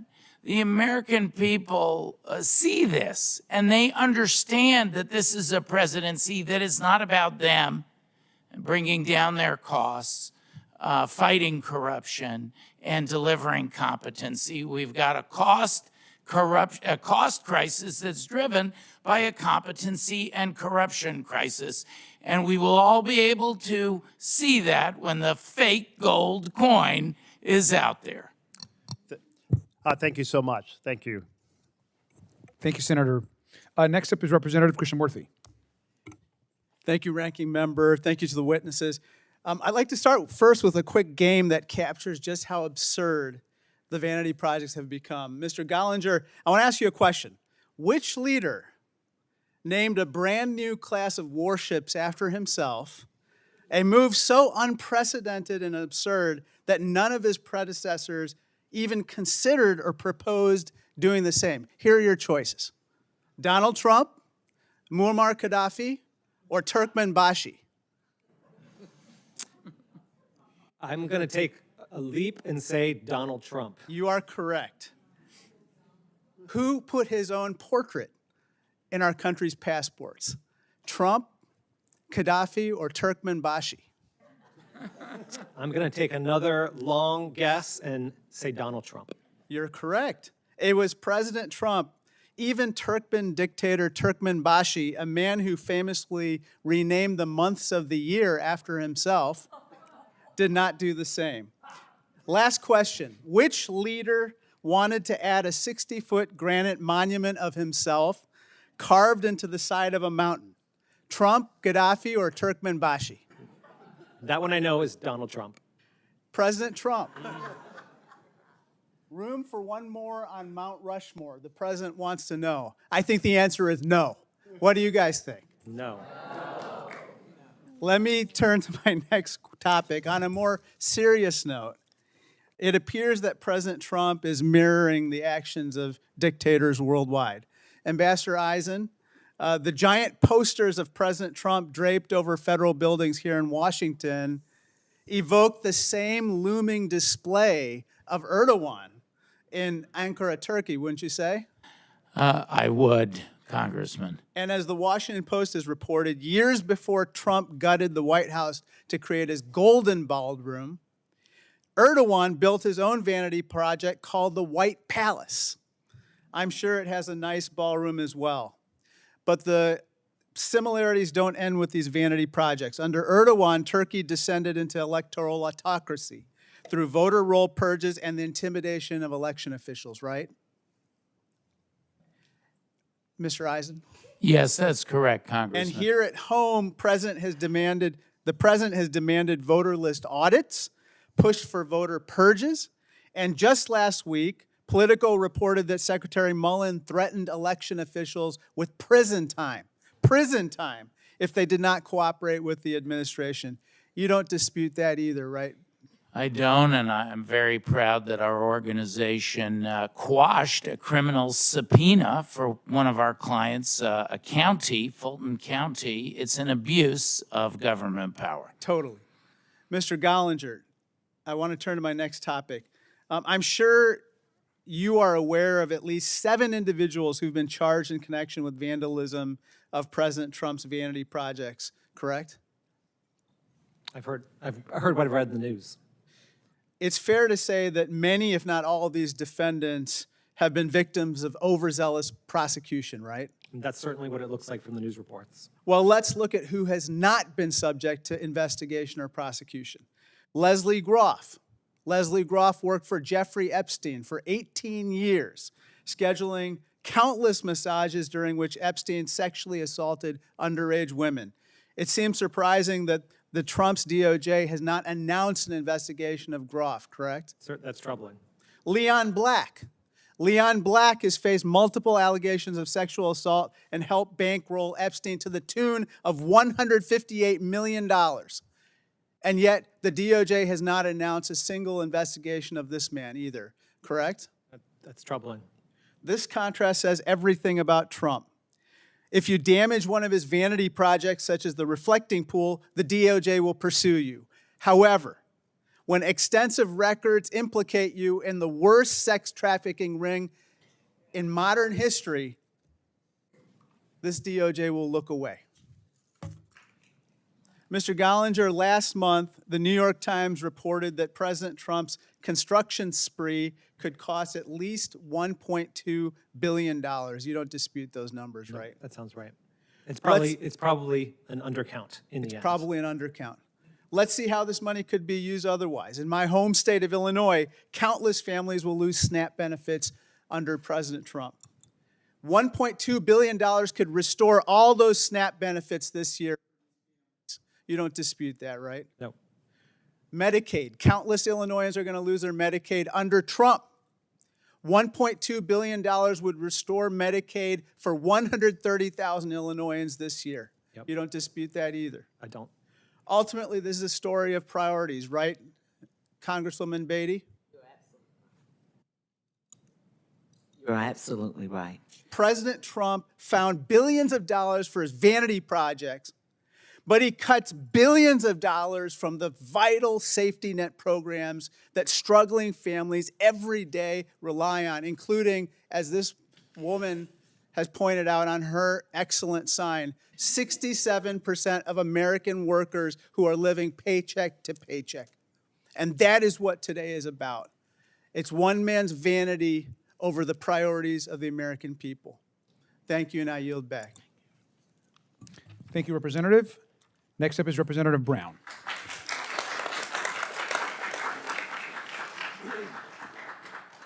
I want to say thanks to Ranking Members Garcia and Blumenthal for holding this shadow hearing today, and thank you to our witnesses for being here today. I represent Ohio's 11th Congressional District, where families are forced to do even more with even less under this administration. They are worried about whether their rent will increase again, whether child care will consume an entire paycheck, whether they will lose their health care, and whether there will be enough to make ends meet and put food on the table. 2 years ago, Trump promised to lower costs on day one, but his attention has been on just about anything else, anything that glorifies him or enriches himself and his wealthy friends. This president had a choice, and he chose wrong. He chose warfare instead of health care. He chose to cut taxes for billionaires instead of cutting costs for working families. He chose donor giveaways instead of helping families put food on the table. He chose to build shrines unto himself, billion-dollar ballrooms, gilded renovations to the Oval Office, $100 million arch, putting his name on the famed Kennedy Center, $16 million no-bid contracts to donors for botch reflecting pool renovations. That tells the American people everything they need to know about how out of touch he is with reality. When President Trump wants a ballroom, an arch, or any other monument unto himself, there is urgency. There are wealthy donors, there are no-bid contracts, and there are efforts to move hundreds of millions of dollars that Congress appropriated for other purposes. He isn't operating the White House as the people's house. He's operating it like an extension of Mar-a-Lago, a private club where money, access, and loyalty buys influence. It's the new Gilded Age, with Donald Trump acting as the party boss, rewarding friends, enriching insiders, and using public institutions to consolidate his personal power. But when a family needs housing assistance, child care assistance, food assistance, a stronger child tax credit, or help paying for college, suddenly Republicans' hands are tied, and there's not enough money, they say. Meanwhile, they're cutting every basic social safety net where we have to pay for tax cuts for wealthy people. The White House is not a private club. The National Mall is not the president's personal property, and taxpayer dollars are not a slush fund for the president's vanity or private enrichment. The true measure of a leader is not the size of a ballroom, the amount of gold on the walls, or whether a public building bears your name. It's whether a child has enough to eat, whether a family has a safe and affordable place to live, whether a parent can afford childcare, and whether someone has a fair chance to pursue an education. President Trump is building monuments for himself while millions of Americans are simply asking their government to provide some help and stability. Congresswoman Beatty, it is always good to serve alongside a fellow Ohioan, and you bring firsthand experience as a trustee. From that perspective, what has President Trump's takeover and politicization of the Kennedy Center done to its governance, public mission, and standing as an institution that belongs to all Americans, not any one president or political faction? Well, first of all, let me just say thank you, and thank you for your service in asking me that question. I think as you've heard from all of the witnesses here, what he has done is led what many of us already were aware of, that he has no interest in the American people. He has no interest in the services that you just outlined for us. Because when you think about how he is putting millions, if not billions of dollars into these vanity projects, and as you talked about our children, when you think of in your great state, some 50,000 children have lost their SNAP benefits. Overall, 1.5 million children. When we talk about retrofitting housing for those who are in need of one of our top priorities, he's cut those funds, and the list could go on and on. Part of the reason that we are here today is to make sure that the American people who are watching us know that they don't have to stand for this. Their voices are powerful. We have heard from experts here in all avenues of the historic landmarks that he's ruining. And so I think the number one answer for me is enough is enough. And we can be victorious by continuing to speak up. But we need the American people to stand with us. That's probably the greatest message that we can have.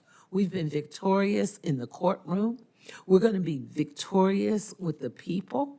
And so we need to make sure that people go out and use their voices, that they vote their voice, and they're voting for the things that will help them have a better quality of life. Thank you. Thank you so much. And if the chairman will indulge me, you spoke on experts.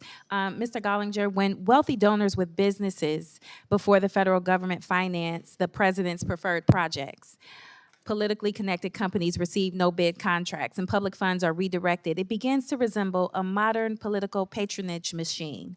What safeguards are being passed and what information must Congress obtain to determine whether access, contracts, or favorable government treatment are being exchanged for political or financial support? I mean, the point of having a free and fair marketplace is that the best product, the best service wins for the best price. That's the opposite of what you just described. Giving wealthy donors, politically connected folks, people who are engaging in backroom deals for the ballroom and these other projects, a leg up on competition that's trying it the real, honest way, distorts the system, costs the American people more, and destroys trust in government. So every single donor to all these projects should be sitting here answering questions about how much they gave, who they talked to, and what they got for it.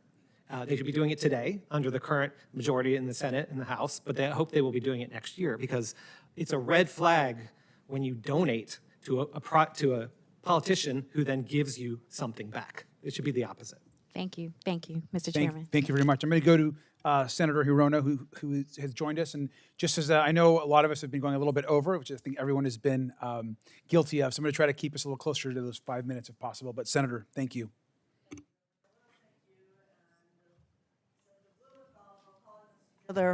Thank you. To focus on the corruption of this regime, I call it regime because of its authoritarianism. And at this point, there are over 800 lawsuits that have been filed to stop Trump from doing all of his illegal actions, whether it's holding back appropriations that Congress has already provided, and the list goes on.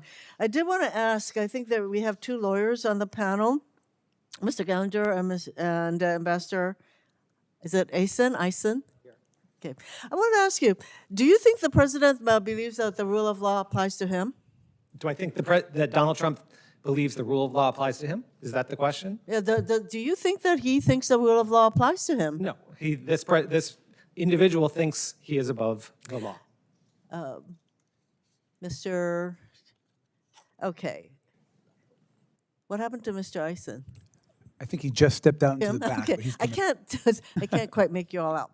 Okay, so meanwhile, the Supreme Court decided in I would call it the infamous 2024 immunity decision, where basically they gave the president immunity from criminal prosecution. Do you think that this decision simply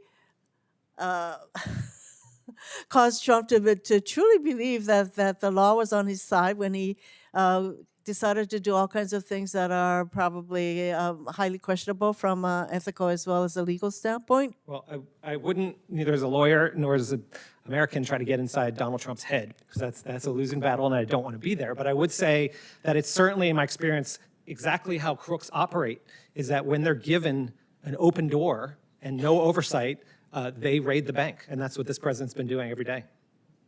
Well, do you, I want to thank all of the panelists for testifying today, but do you think, for any of you, do you think we have a democracy without checks and balances and rule of law? Absolutely not under this president and this administration. They have no respect for the rule of law. And certainly when you talk about our democracy, I think that's why we're here. We're fighting to restore our democracy and to have fairness for all American people. So in your view, we do not have an appropriate checks and balances at this point? Definitely not. This president acts as a dictator. And the rest of the panel, do you think that we have checks and balances? as far as this regime is concerned?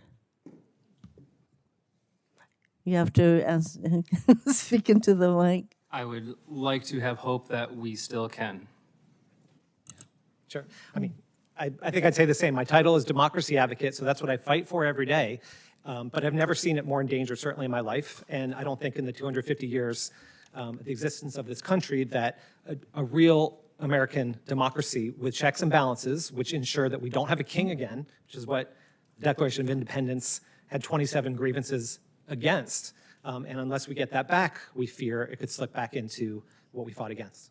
So what do you think we need to do in order to restore checks and balances and the rule of law in this country? I think we need to put a spotlight on every single problem that's been outlined today. I think the American people, I trust the American people.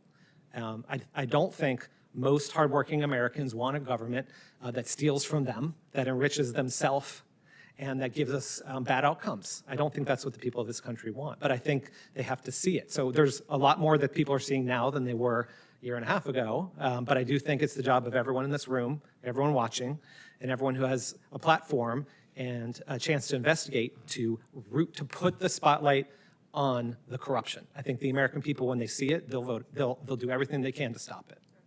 Oh, I agree with you. I think that's why the spotlight hearing is so important.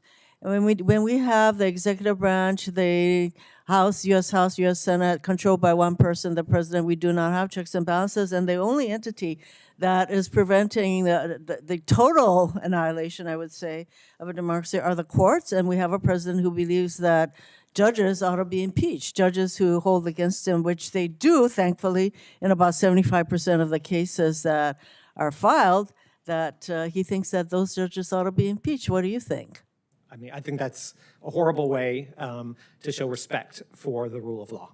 Do the rest of the panelists agree? Agree. Is my time up, Mr. Chairman?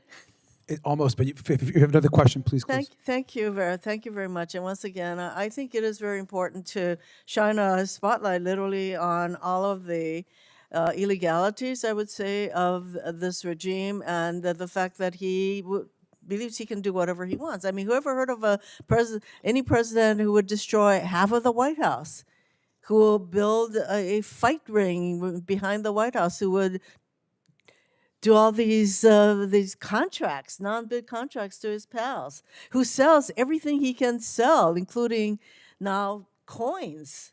It's just amazing to me. And thank you all for shining a light on all of his illegalities. Thank you, Mr. Chairman. Thank you, Senator. And now we have Representative Stansbury. All right. Well, good afternoon, everyone. I want to just start out by saying, Congresswoman, Madam Joyce Beatty, you are an American hero.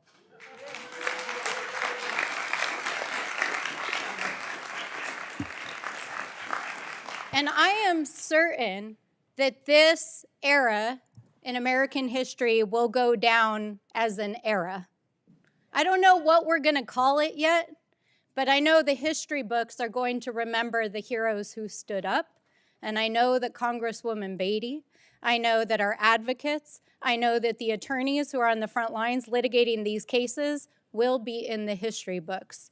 And I also know that this administration and this president, which is filled with grifters, scammers, scoundrels, and yes, sketchy schemes, as you said, sir, who are selling access, favors, pardons, and just making money every single day for their friends, are not only going to go down in history for the malfeasance that they have committed against this government and our people, but I am also certain that this Congress is going to investigate every single inch and hold them accountable. And that is what this hearing is about today. Now, I want to just talk a little bit about how these sketchy schemes are really centering around our monuments and our most treasured places. Let's begin with the White House. The White House has never simply been the president's house or a residence. It is the people's house, a symbol of our democracy, a symbol of our commitment to transitions, peaceful transitions of power, and it belongs to the American people. And not only has this president broken the law by demolishing the East Wing and destroying irreparably history that has existed on that property since this nation's founding, they have given it away to the highest bidder, 27 corporate donors, 15 individual donors who have given millions of dollars in exchange for over $50 billion in contracts by the federal government. Amazon, Apple, Coinbase, Google, HP, Lockheed, Palantir. These are the people who bought the demolition of the White House. Arlington National Cemetery. Arlington is one of our most sacred places as a nation. More than 400,000 service members and their families are laid to rest here. Every monument, pathway, and memorial exists to honor the sacrifice of the men and women who have given their lives for this great country.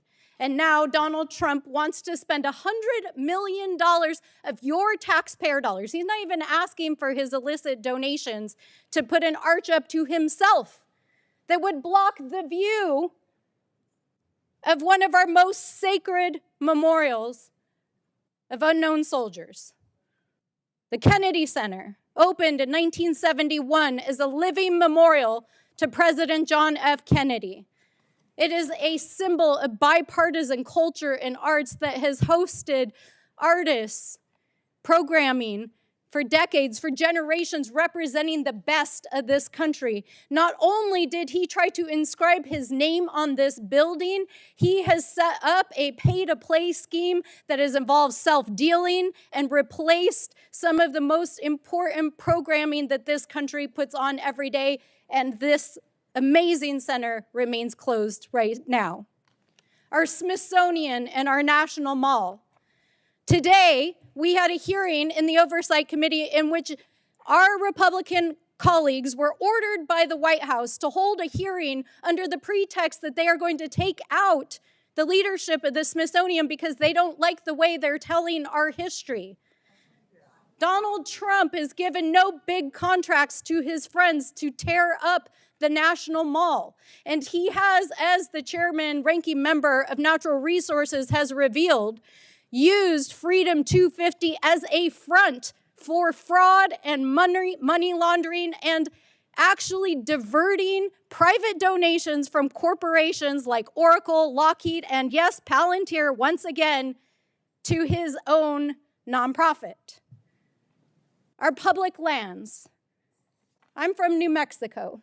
Our most sacred public lands include places like Chaco Canyon and Bears Ears in Utah, places that are completely irreplaceable, sacred to the tribes all across our state and all across the West. And this president has just announced that he is going to revoke the protections as giveaways to the oil and gas industry and to uranium miners in Utah. This is not just about defacing our American monuments. This is not just about his ego. Donald Trump is using the American taxpayer dollars as a personal piggy bank.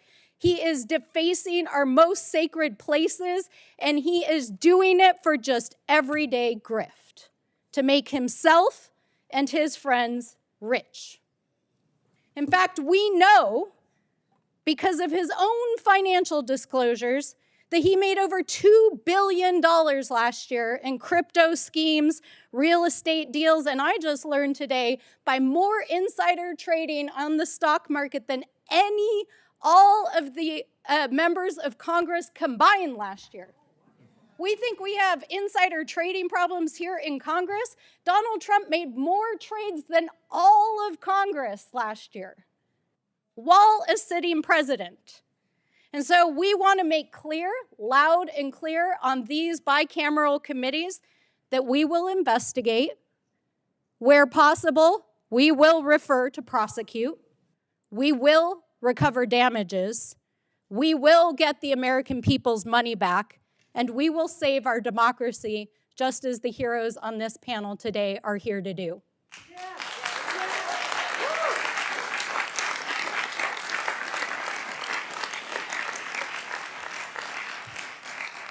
Thank you, Congresswoman. I will now recognize myself.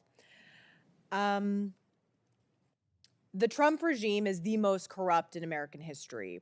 The corrupt authoritarian wannabe king, Donald Trump, is selling off America's national monuments, also that he can turn the White House into his own version of Versailles, and so that he can turn Washington, D.C.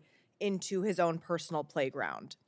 And I want to talk about the context in which he is doing all of this. Last year, Trump and Republicans very happily and excitedly ripped away health care from millions and millions of Americans. It was the most unprecedented cut to Medicaid and food assistance in American history. Then Donald Trump decided to cover up the Epstein files. And now we have Todd Blanche in front of the Judiciary Committee in the Senate, and he is about to maybe become the Attorney General of the United States, as he has led the most egregious cover-up in American history. And then Donald Trump also decided to start an illegal, reckless war. This last week, a 19-year-old woman named Isabella Gonzalez was killed, an American service member, was killed in a war for nothing, for absolutely nothing. ICE has murdered 11 Americans on our streets, and just in the last week, we lost a 52-year-old and a father named Lorenzo Salgado Araujo, as well as a 26-year-old father named Joan Sebastian Guerrero. These are murders that should never have happened. And I bring all of this up because when you contrast all of the horrific things that Donald Trump and Republicans are doing, quite literally killing thousands upon thousands of people, with the corruption, the staggering corruption that is occurring at the White House, and corruption that is benefiting Trump himself, his family, his donors, it's enraging. I mean, it's actually sick. And we, as Democrats, and hopefully in the future with Republicans, need to investigate every single piece of corruption that has taken place, and we have to prosecute people for their crimes. Ranking Members Garcia, Huffman, and I wrote to the president back in October regarding his obscene demolition of the East Wing. We stated that this demolition of an iconic symbol of democracy run by and for the people is slated to be funded by major donations from billionaires and corporations. There was this lavish White House dinner, of course. We've talked about it. Donors enjoying this extravagant meal of beef Wellington and butterscotch ice cream with pear jam-filled meringue to discuss how to bankroll Donald Trump's luxury ballroom and other vanity projects. Some of the people at that dinner were powerful lobbyists, dozens of whom are now under investigation for their ethical misconduct in supporting these luxury Trump projects. We demanded a list of every donor, how much they've contributed, and any access, favors, contracts, or decisions that they expected from the federal government in return. It took nearly 5 months to get a response from this administration. And when they finally did respond, they answered essentially none of our questions about one of the most brazen corruption schemes being run by the White House. Maybe they did not want to admit that ballroom donors later received roughly $50 billion worth of federal government contracts. That's quite a return on investment. These mega corporations made back nearly 100 times every cent that they funneled to Donald Trump's $600 million ballroom. If that's not pay-to-play corruption, then what is? And then there's this guy. You saw him earlier. He's back up here. John Carafo, a twice convicted felon. He somehow received a $1.74 million no-bid contract to maintain the Lincoln Memorial reflecting pool. How did somebody with those qualifications land a no-bid federal contract? Well, he donated more than $300,000 to Donald Trump's political operation. It's that simple. This is exactly what corruption looks like. This is not government serving the American people. It is government serving Donald Trump's donors, Donald Trump's family, and Donald Trump. And it's sickening. Mr. Gallinger, I'd like to start with you. Can you give us your best sense of the scale and scope of the compromised ethical standards and theft of taxpayer dollars we are seeing throughout the federal government? The scale and scope, I mean, it's massive. This is, this looks like, smells like, and I think is a pay-to-play scheme from top to bottom. So everyone associated with everything you just mentioned has a lot to answer for to the American people, to Congress, I hope, and potentially to prosecutors. If there is evidence that conversations were had, whether even if they were on Signal chats that they think disappeared forever but maybe didn't, or on some other method around why they were going to these dinners, why they were giving this money, what they wanted, who they wanted to meet. I mean, I've heard that some of the fundraisers involved have done a lot more than just raise money, that they've arranged meetings, they've merged interests and money into one thing. I mean, that's the very definition of pay to play. So we need the evidence to make sure we can tease it out, but that's what investigations are for. And I found in my experience investigating public corruption that it takes a long time and you got to get the documents. But once people realize that they're caught, some people start to talk. And so I think it's incumbent upon everyone involved in anything shady to start talking now and get ahead of it rather than wait until they're the ones in the chair. And in a future administration, how might that investigation play out? What could the Department of Justice or the White House do? Sure. I mean, certainly Congress has got to play a big role. Inspectors General have to play a big role. I mean, the Department of Justice, obviously the public corruption unit needs to be rebuilt. But U.S. attorneys' offices in every state, there's a lot of good people, I imagine, who still work in all of those places, and a lot of great people who would be happy to get hired back up. What it has to begin with is witness interviews, knocking on doors, inviting people in, asking people to talk about what they know, document requests, and if they don't get the documents voluntarily, search warrants, subpoenas.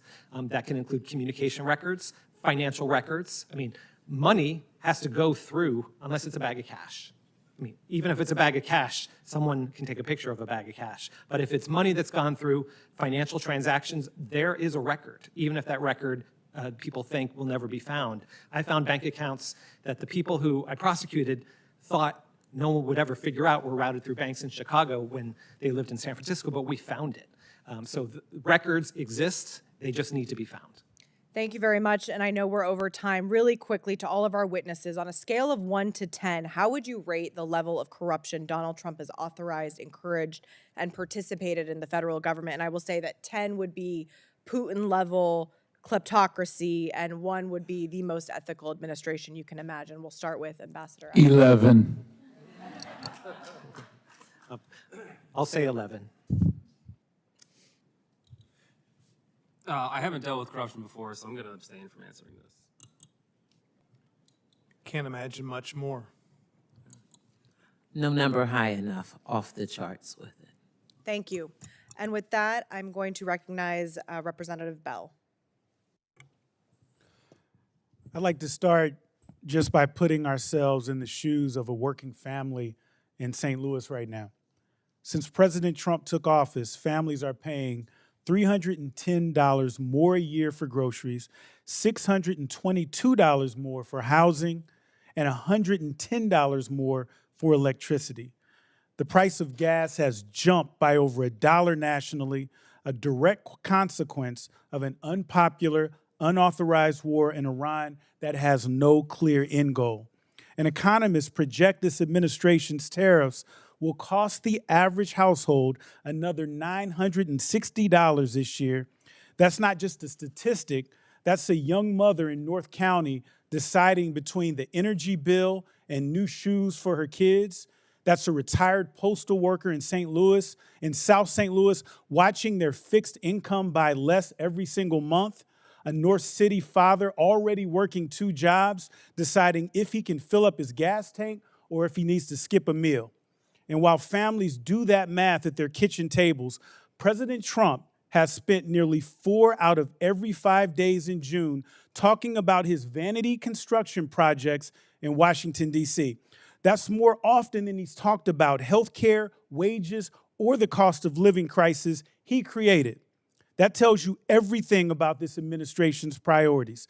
And it's not just where his attention goes, it's where the money goes and how it gets there. This administration has made a habit of funneling these projects through friends, donors, and insiders instead of the open, competitive process that's supposed to protect taxpayers. That's a system built to reward loyalty over accountability. The result is exactly what you'd expect: rushed, sloppy work that has to be redone, monuments in public spaces treated like personal property, and a bill that keeps growing while my constituents in St. Louis are told to tighten their belts. Mr. Gollinger, you've looked closely at how this administration has financed and awarded contracts for these projects. In plain terms, can you walk us through the pattern you found, who benefits, and why bypassing the normal competitive contracting process, why this should worry taxpayers? I think that's a good question. We talked, no bid contracts have been discussed a lot today. Certainly intuitively, I think many people, maybe most, understand that that means done in a way that's going to cost us more money and going to potentially engender corruption. But I think it's important to walk through it a little bit more. So I think this was mentioned earlier, the Washington Post unearthed documents from the executive residence of the White House, which is traditionally a small office in the White House that keeps the White House running, right? These are the people who make sure the art is protected, make sure the building is kept up to speed, the windows are repaired, and the president has what he needs, what he or she needs to do their job. The executive residence of the White House and the offices associated with it have been turned into the Donald Trump vanity project corruption machine. And specifically, the ballroom is that is the office under Joshua Fisher, who's the director of administration, assistant to the president. All the money for the ballroom has been given to a charity, to the Park Service, and then back to that office. But the Washington Post reported that documents all the way back in August, long before anyone of us knew their plan was to demolish the East Wing, with Clark Construction, no bid contracts were awarded by Donald Trump and the folks in that office to Clark Construction without going out to bid. So that means that no other developer, no other construction company got a chance to offer the same services for less price. Obviously, it means the American people didn't know what they were planning to do, so they did it in secrecy. They invoked an unusual and compelling urgency exception. So there's rules, I know you all know, but there's rules, federal rules to require competitive bids unless there's an exception. The exception they invoked is that it's unusual compelling urgency, that without no bid contract, the government would be seriously injured, that there was a compelling need. What was it? That Donald Trump wanted it, apparently. So that's a legislative space where Congress, the next Congress, can close that loophole and make sure the executive residence can't give out no bid contracts. And if they do invoke exceptions like that, they have to sit here and explain why. Thank you. And Ambassador Eisen, you spent your career studying government ethics. When the American people can't tell the difference between the president's personal interests and the government's priorities, what does that do to their trust in the institution? It demolishes trust in our institutions and the officials who lead them. When I was the ethics czar in the Obama White House, we decided that President Obama wouldn't even refinance his modest family home in Chicago at the time of the Great Recession because he regulated the banks. We didn't like the way it looked. It would have saved him a couple $100 a month. The flip side of that erosion of trust, Congressman, is when you see that political leaders are putting the public interest first, it builds trust and makes our American democratic experiment work. Working families in St. Louis play by the rules and live within their means. It's time the administration did the same. And Congresswoman Beatty, thank you for your work. I yield back. Thank you. I'll now recognize Congressman Menifee. Thank you very much. And Congressman Beatty, I just want to echo everybody's sentiments about the fight that you endured on behalf of the Kennedy Center and on behalf of the American people. I want to be the first person to say that President Trump's attempts to remake all of these institutions in his likeness is incredibly tacky. Congresswoman Beatty, one thing that struck me was in your lawsuit, when the government argued that changing the name was necessary to revitalize the center, which would go into financial and structural collapse unless they attached a Trump name to it. I wonder if the government was aware of Trump stakes in Trump University. In my hometown of Houston, like in many other places across this country, families are struggling to make ends meet. They can't afford their first home. They can't afford the cost of utilities. Many can't afford summer camp for their kids.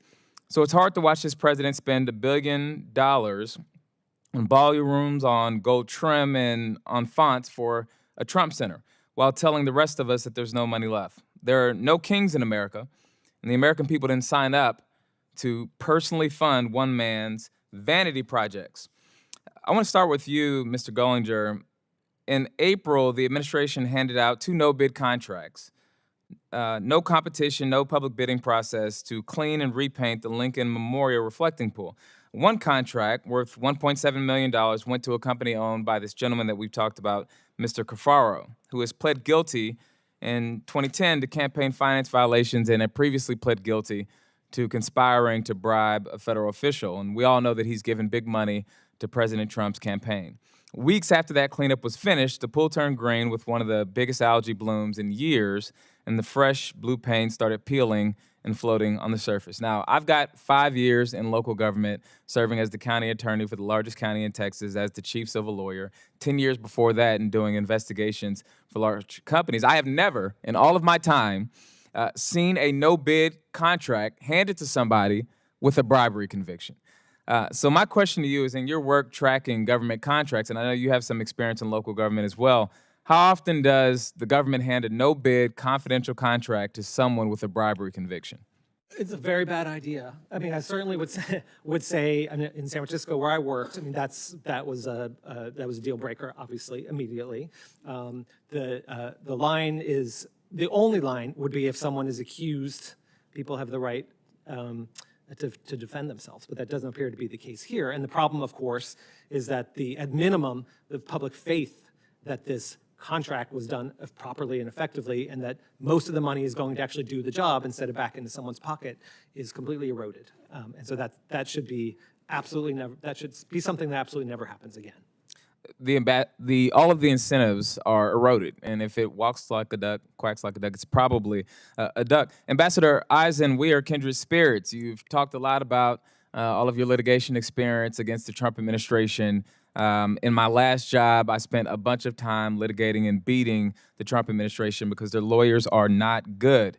But I want to talk to you about the rule of law in institutions in this country and the role that they play in holding this administration accountable. We have seen action after action taken against the Trump administration because they have stepped outside of the bounds of the Constitution and the law.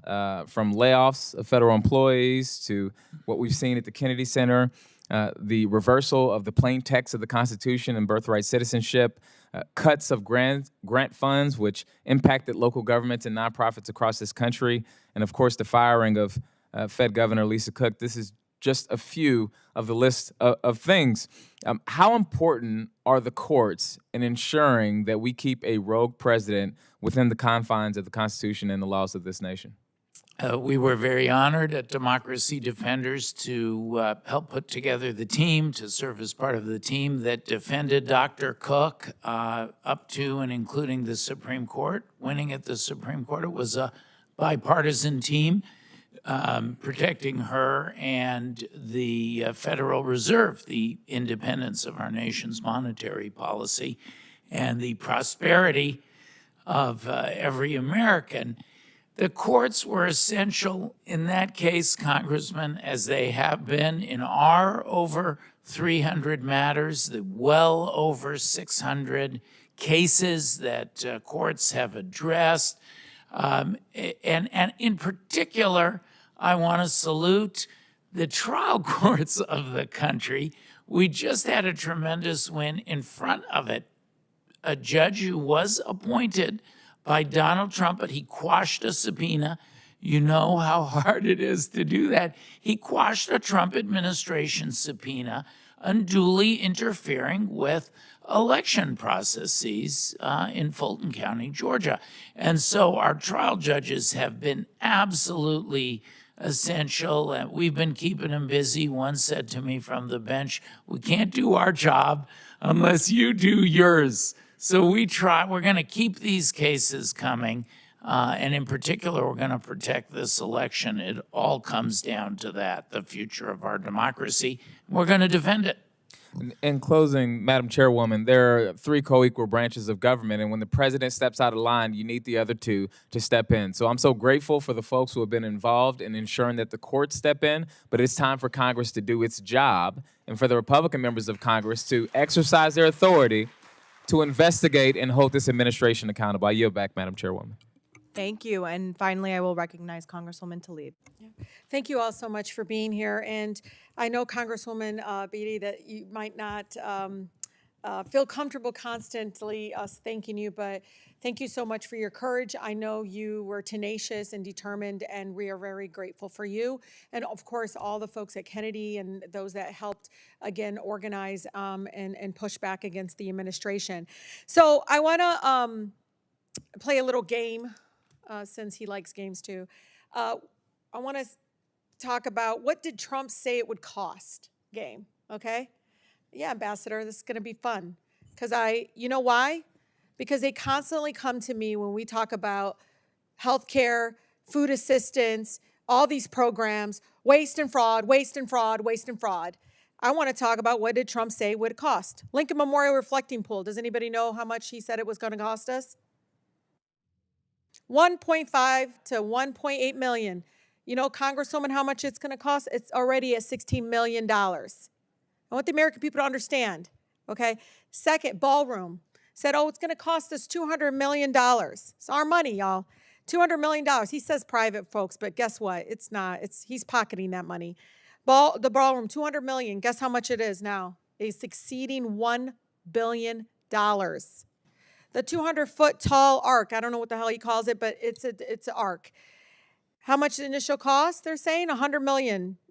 Experts say it's going to cost a lot more. These are architects. These are folks that do this kind of work. And on top of that, there's all these lawsuits because the arc is I guess, exceeds the height limitation. This is ridiculous. Talk about waste.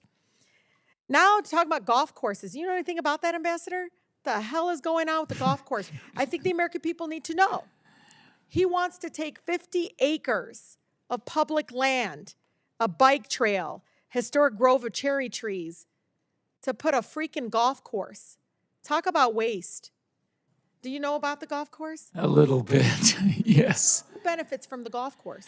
Well, right now, as you know, Congresswoman, families, children play with their parents, the grandparents. He's going to turn it into a Trump Country Club style golf course that average folks can't afford to play. It's incredibly sickening.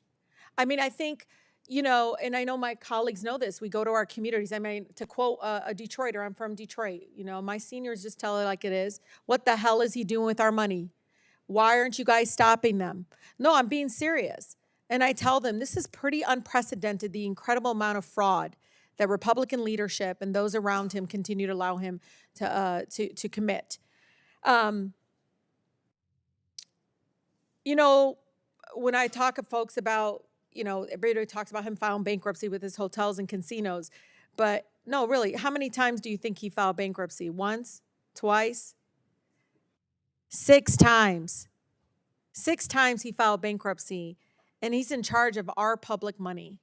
I mean, we're going to push back. We're going to use litigation as resistance. We all know that. But at the end, I think it's really important how painful it is to watch the American people. American people, it's very painful for them to watch 15% cut to SNAP benefits, telling them they don't have money for clean water. Yet you see all these projects, again, over and over again, my colleagues come to us and say, it's going to cost this or cost that. I really appreciate everyone being here. I appreciate this hearing. I think at the end, though, and if anybody has advice, I mean, at the end, I think it's what do we do on day one when we get the gavel back? And we need to be very aggressive about it from day one. What do we do? Because I don't want to just get the gavel back. That power means something for our people. They're giving us a chance to, you know, be able to get accountability and justice. So day one, what do we do? Ambassador?